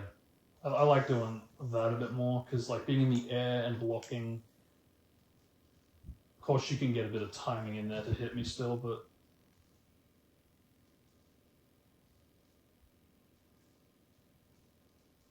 oh fuck, I'm out of pills. It's not good.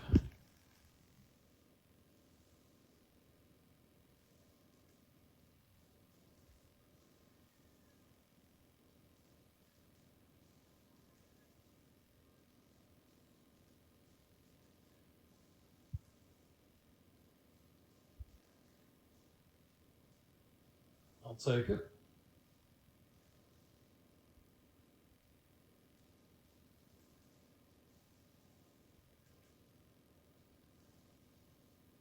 So I don't want to lose it.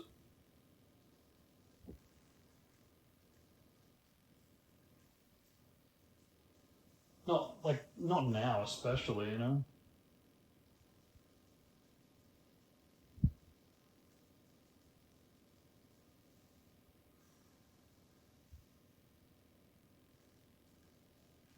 Shit. See, that is so fucking frustrating. The single fucking digits. The single digits, and to lose it there, that is so cruel, you know? Like, holy shit. I did not set myself up well. It's true. That's the absolute worst case scenario, and it unfortunately did happen here. Okay, there we go. Timer start.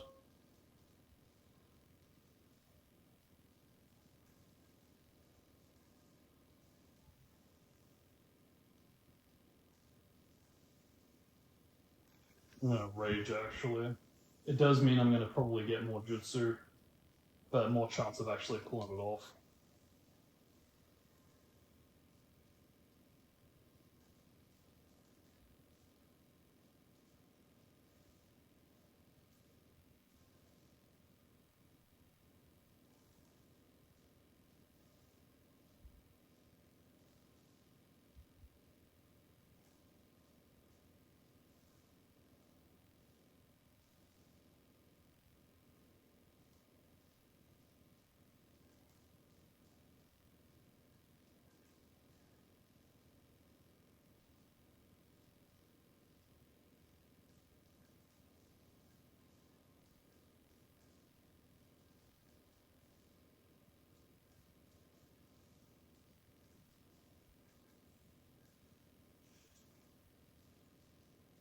That was bad.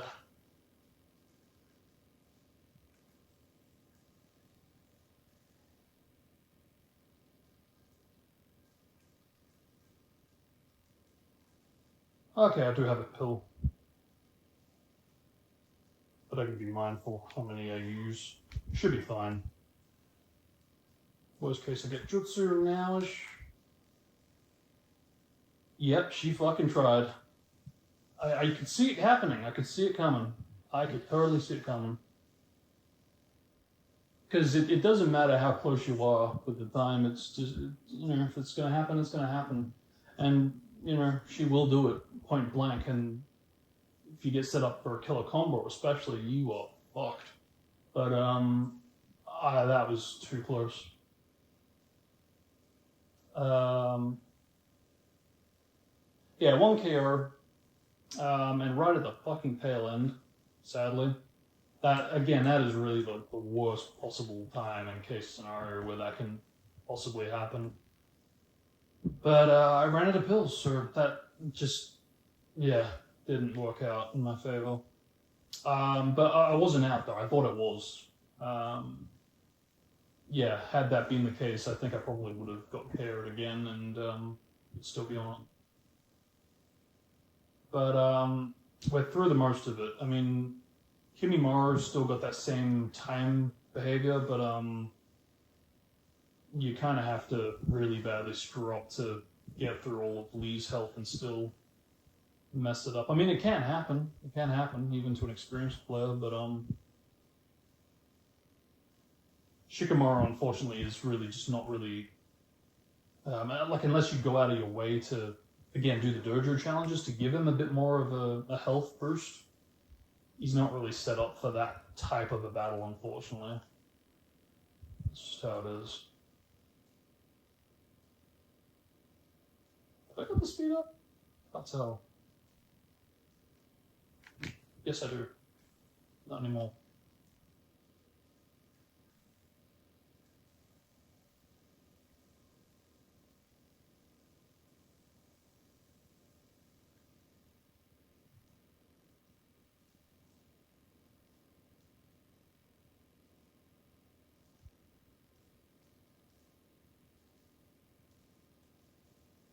Right. Okay, why? Why do you gotta be like that, huh? I'm just trying to get through it, man. Just trying to go fast. Like, even now, you're still just like, nah, fuck you. I thought it auto-saved here, too. Like, literally, didn't it auto-save just as I finished the platform? Oh my god, man.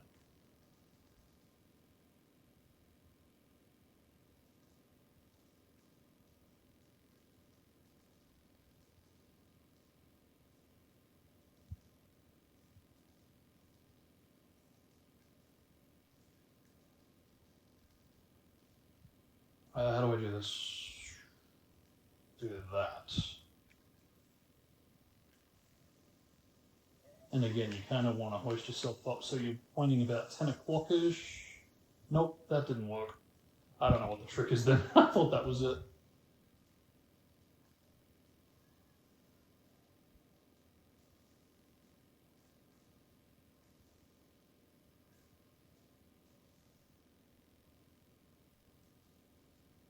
Yeah, and I'm getting out of pills. Unnecessary battle is unnecessary. At least I skipped one of them earlier.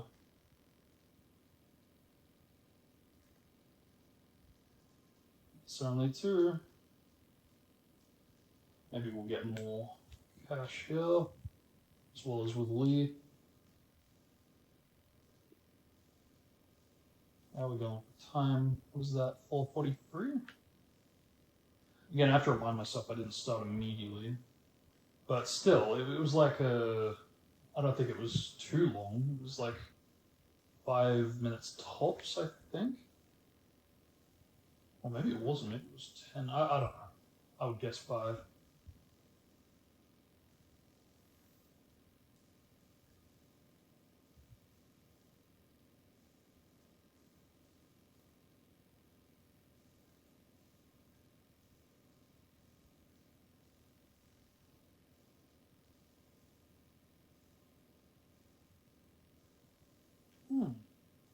That's a good point.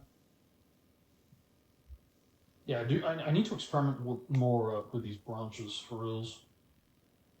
Because they really badly could be something just lurking there, just waiting to be found.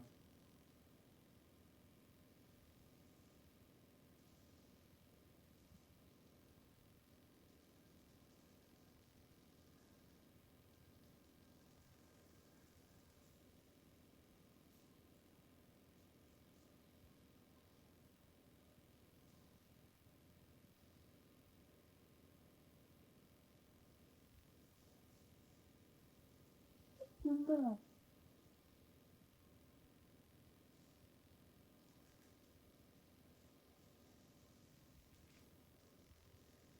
Fuck yeah, best case scenario.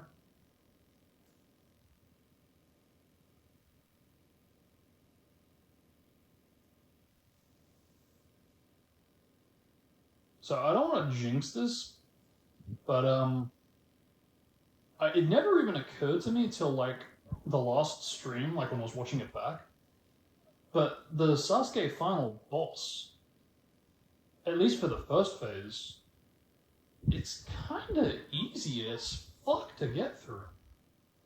Again, I don't want to jinx it by saying that, but like,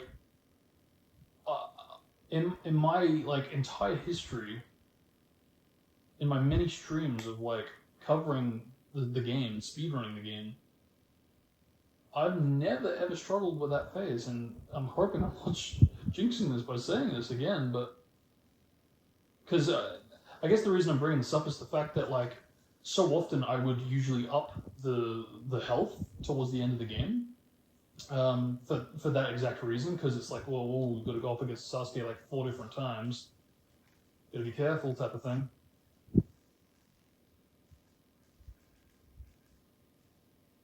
Okay, you're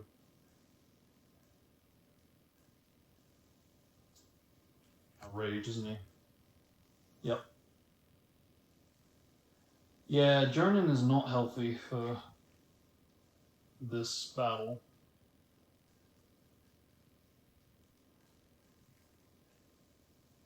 Try harder, Gara.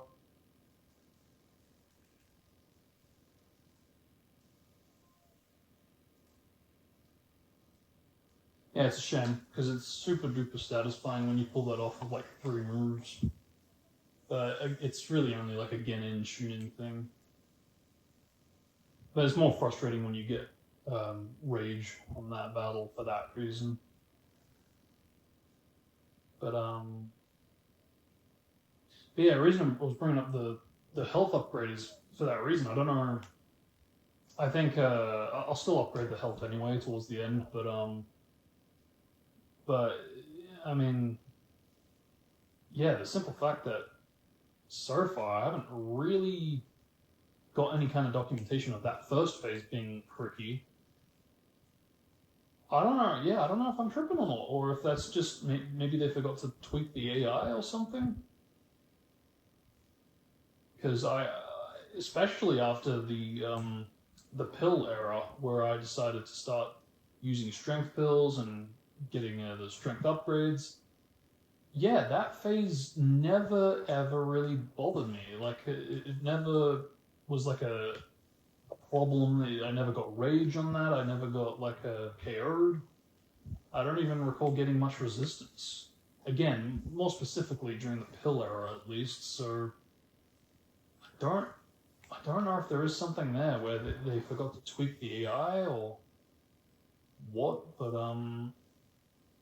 again, I probably will still up the health just to be safe, especially since we are in Jonin. But yeah, otherwise, I'd say if you know what you're doing, just go into it.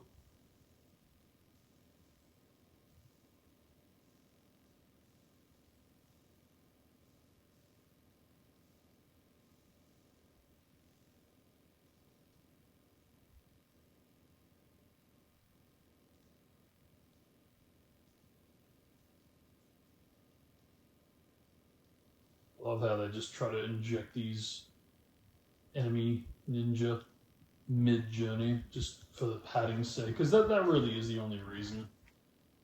They're not sound ninja; they're just filler padding.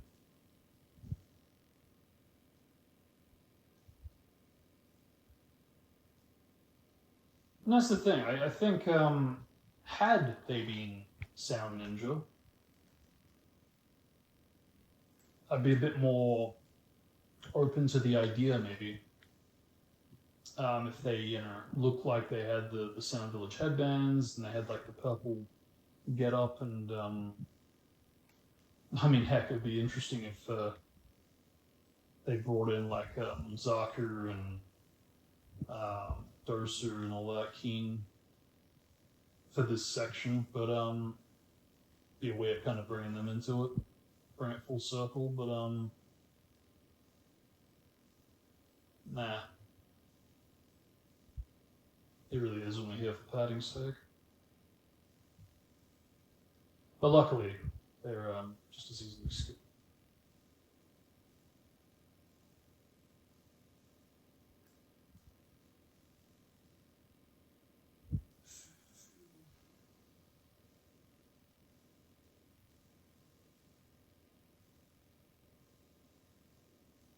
I never figure out why some of these tree action sequences have like the leaves kind of just floating at random spots. Because it might be something to take into consideration if you can influence the positions.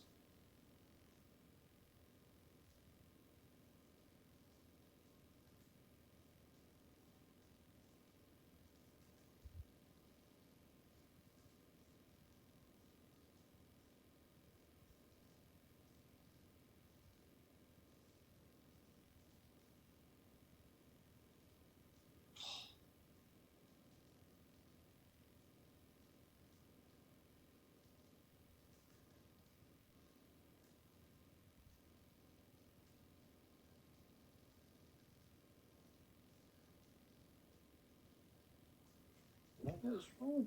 No.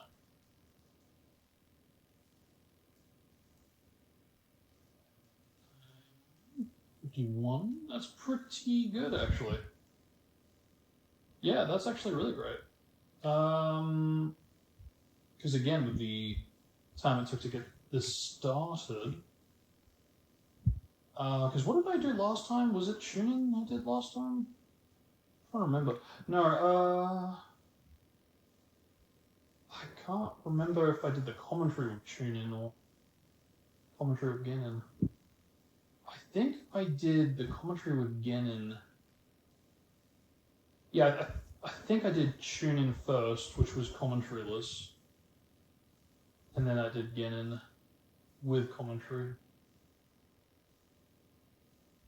So I knew like what to prepare for, so I could really make like a real dent into the Genin run. So that way, like tuning almost served as like a practice run, so to speak. Which means, because I think I got, it was like sub 355, I believe it was.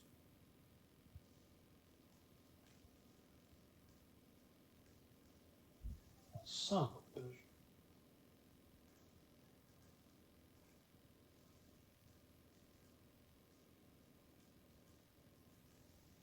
Ah, here we go. It's gonna rage, isn't it? Oh, look at that.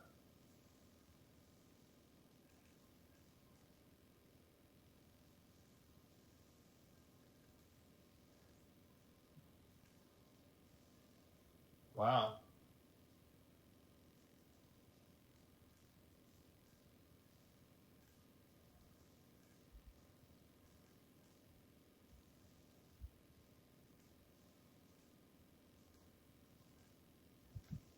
Good. Fearful it's going to get a second rage, but...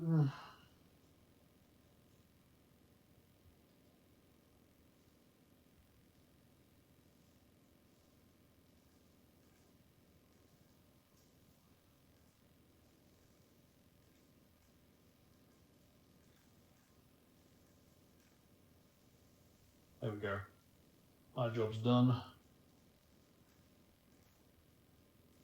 Now I'm just going to be careful not to get jutsued.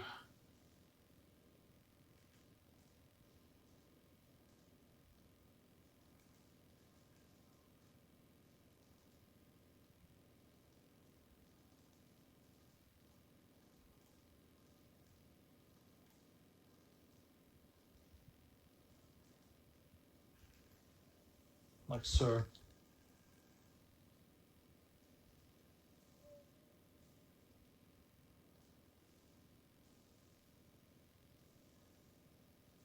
Yeah, I gotta practice this, because I think there's a way to do that without getting hit.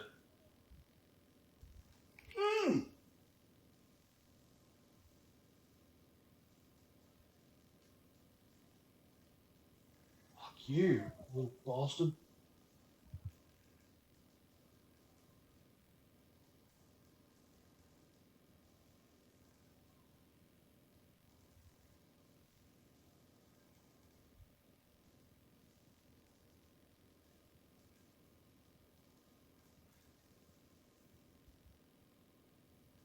Really trying to create distance, isn't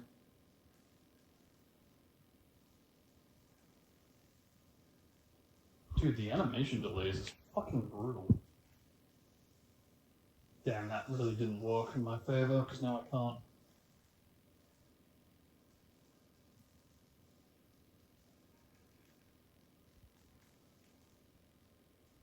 Perfect. Alright, we might get this. We might get this. One more. Yeah, see, that's exactly what I was afraid of. Because I could see it. Again, you can kind of see just a little bit how things are going to unfold towards the last like second or two, and I could see it. He was going to jutsu. Just like the rage was going to run out.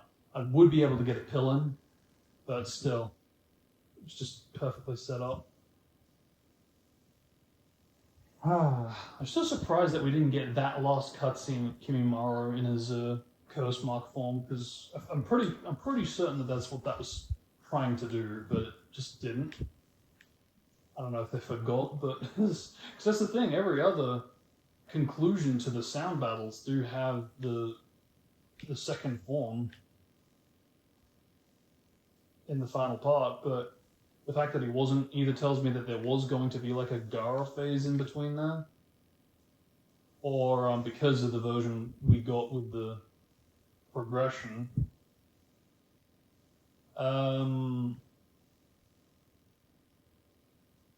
they were kind of trying to speed run through it and hurry it up, and yeah, maybe they did actually forget to put in level 2. Because it's not like it wasn't modeled, it totally is in the jutsu, so that's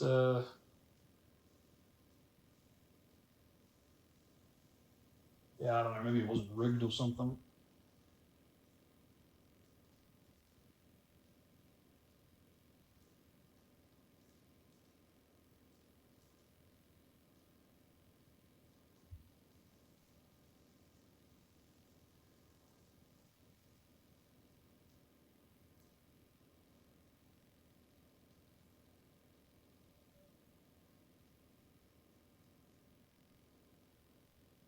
Because I forget what the time was.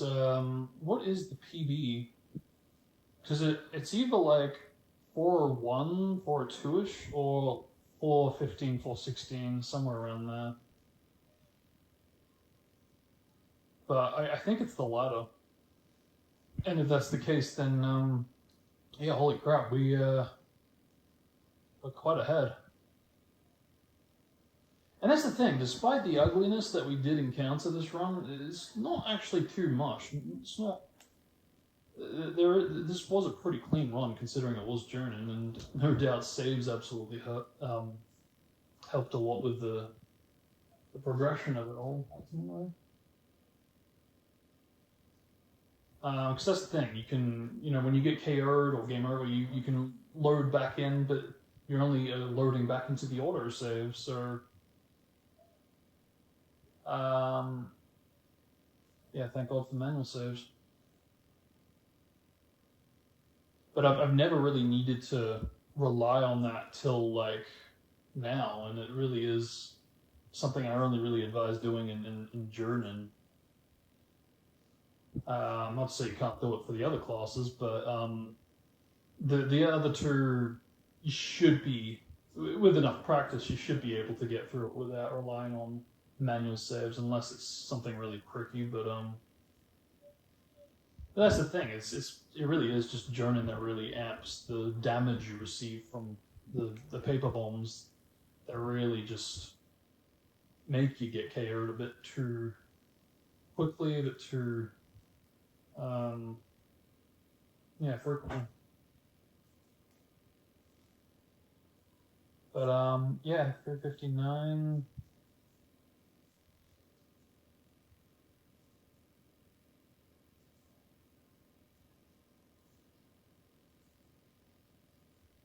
Yeah, this might be a sub 410.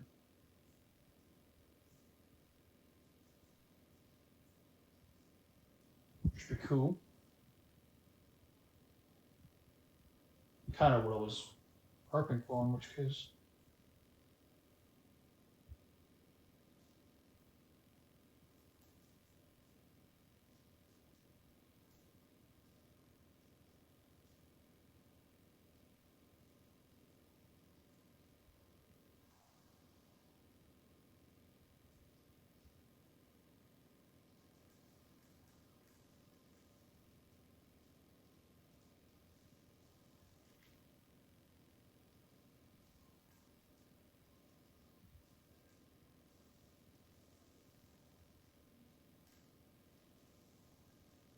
See, I didn't want to jinx it, but I almost did. Because he did fight back a bit more there.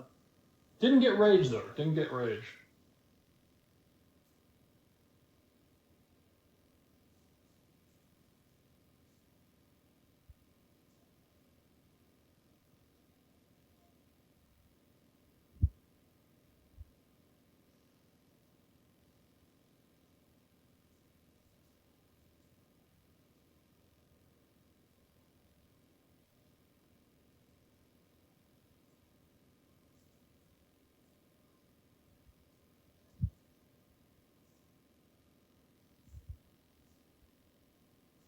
I'm going to remind myself to check the order save once we're done here.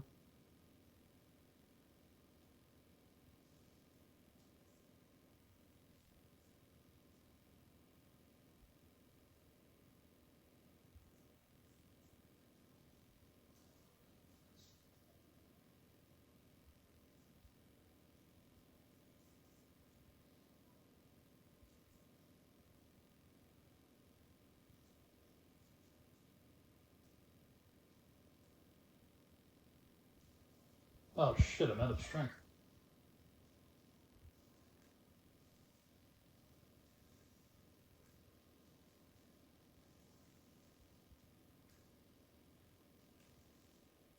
See, that was time-based that time, so that's very interesting.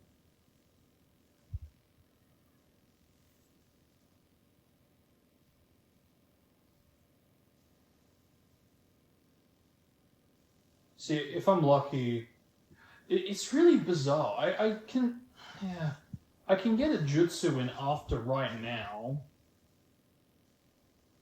through some careful combat and then charging up a jutsu. I can't seem to do that with Kabuto, curiously.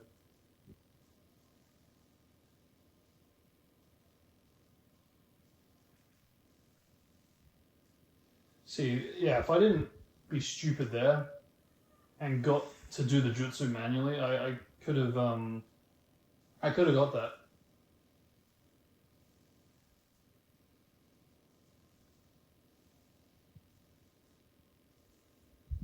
Yeah, cool. I was gambling there whether or not to do one more because that would. Oh, actually, no. What the hell am I saying? No, if I did the whole thing, I don't think. Or would I? No. I think I was gambling because you can do it without getting the outro animation. As long as you don't do too many wins. And that's the thing, I was gambling whether to do half there to skip the outro and skip straight to the cutscene, or to do one more, get the outro, and then have the cutscene trigger.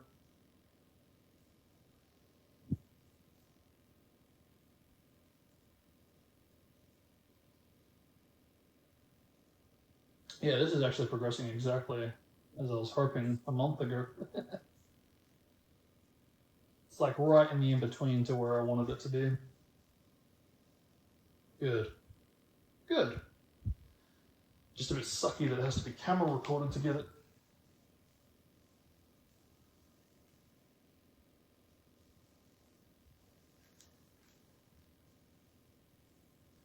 Fuck off trying to jutsu out of this. Very good.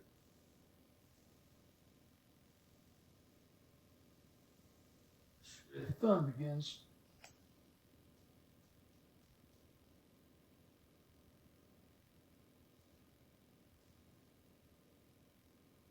See, like Loki, I kind of feel like there should have been 2 phases for this battle. Instead of just making the damage value higher, but the actual decrease of the health much more minimal. I think that would have made it a bit more interesting. And like, you know, it would have meant, of course, having like a cutscene in between probably, but for this game and its predecessor is anything to go off of, it's not going against how it usually goes for bosses.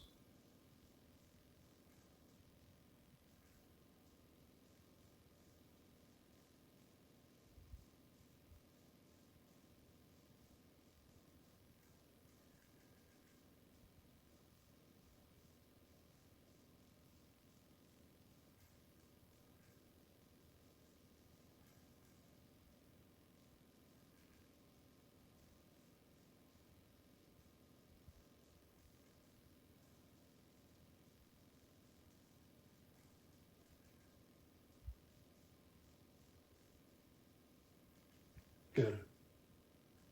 And that will do. I'm just gonna say get ready on time. What's that of time? I got nothing. Oh goodness. This is I think this is gonna be the first Broken Bond run that I've done without a timer. It's true. Because I believe I have done Rise of the Ninja before.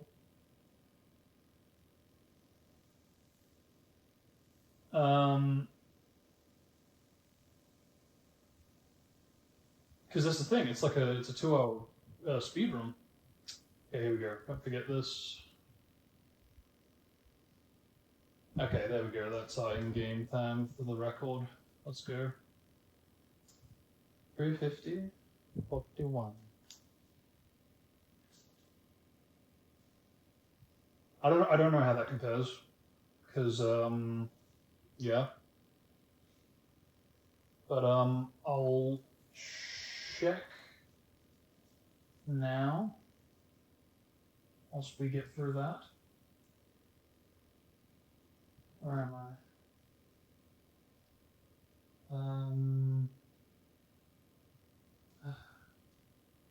Actually, how do I check?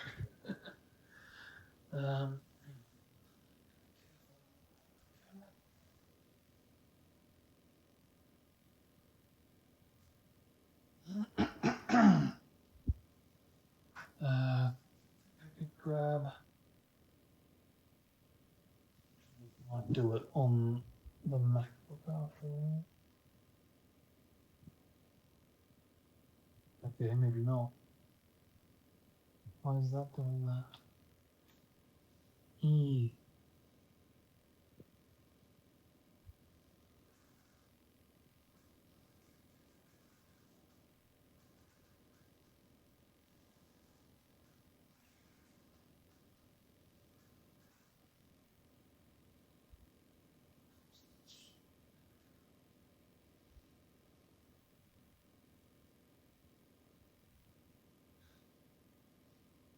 Okay, so where am I going?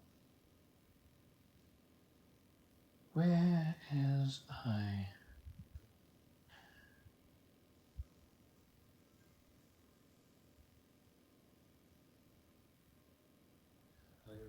Curse those swaps from this week.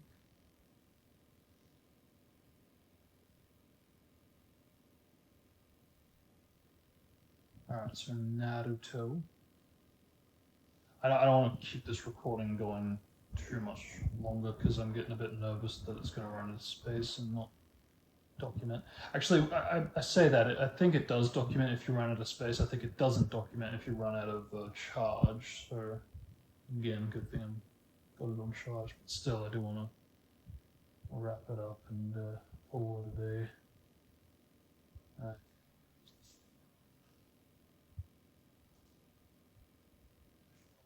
Check the frickin' server, but BB Yeah, we're looking for the Jonin run from 6 years.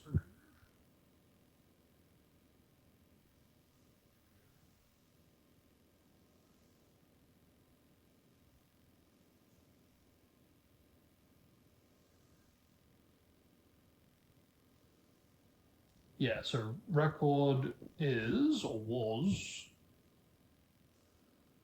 4:18:01 real time.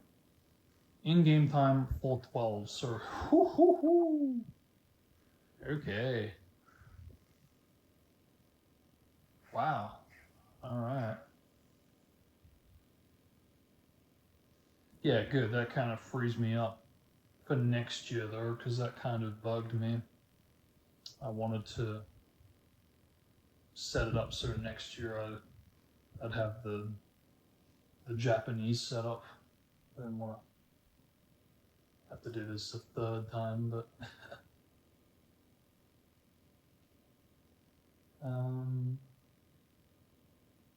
yeah.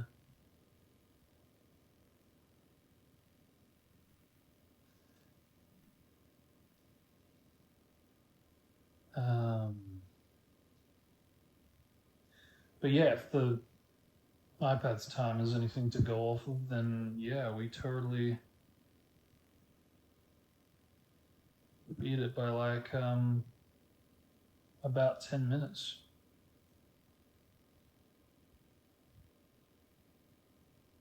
Maybe 15.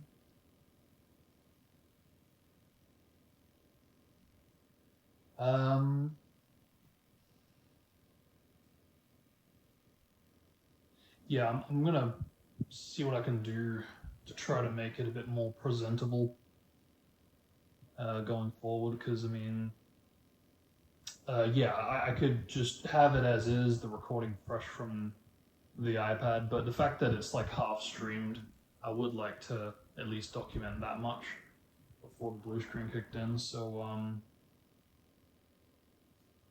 yeah. Again, hopefully that won't be too distracting. But I mean, just in case, I might upload both anyway, just to have multiple copies.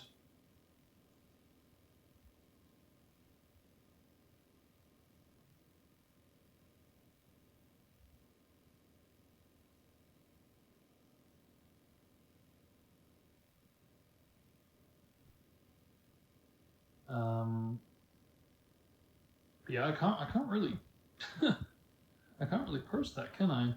Just yet, because I don't actually know the time. Got the in-game time.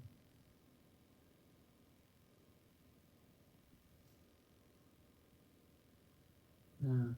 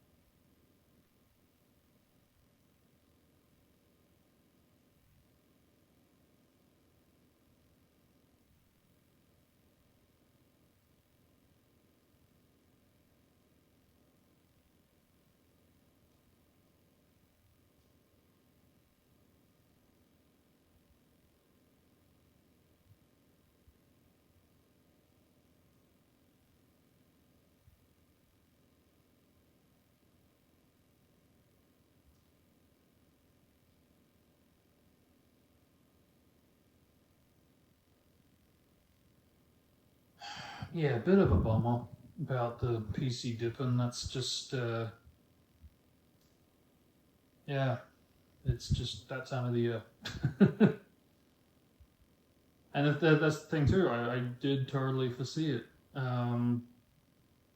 I really was hoping that by doing the space clearing that would be enough. But nah.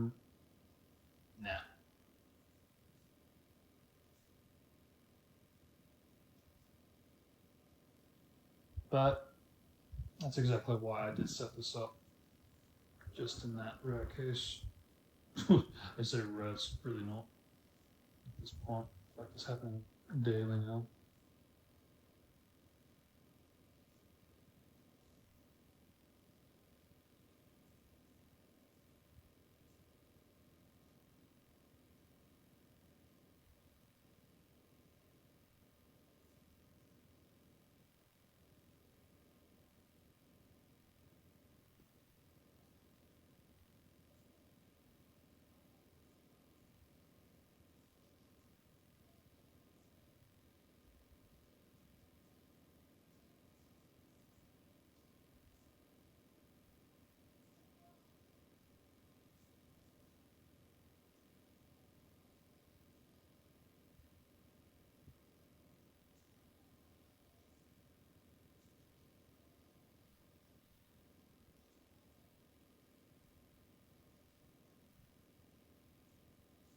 So what did I say? I don't even know what I said. I can't really bring it back until I look at the recording after I hit stop. So I'll do that soon. I do want to wrap it up.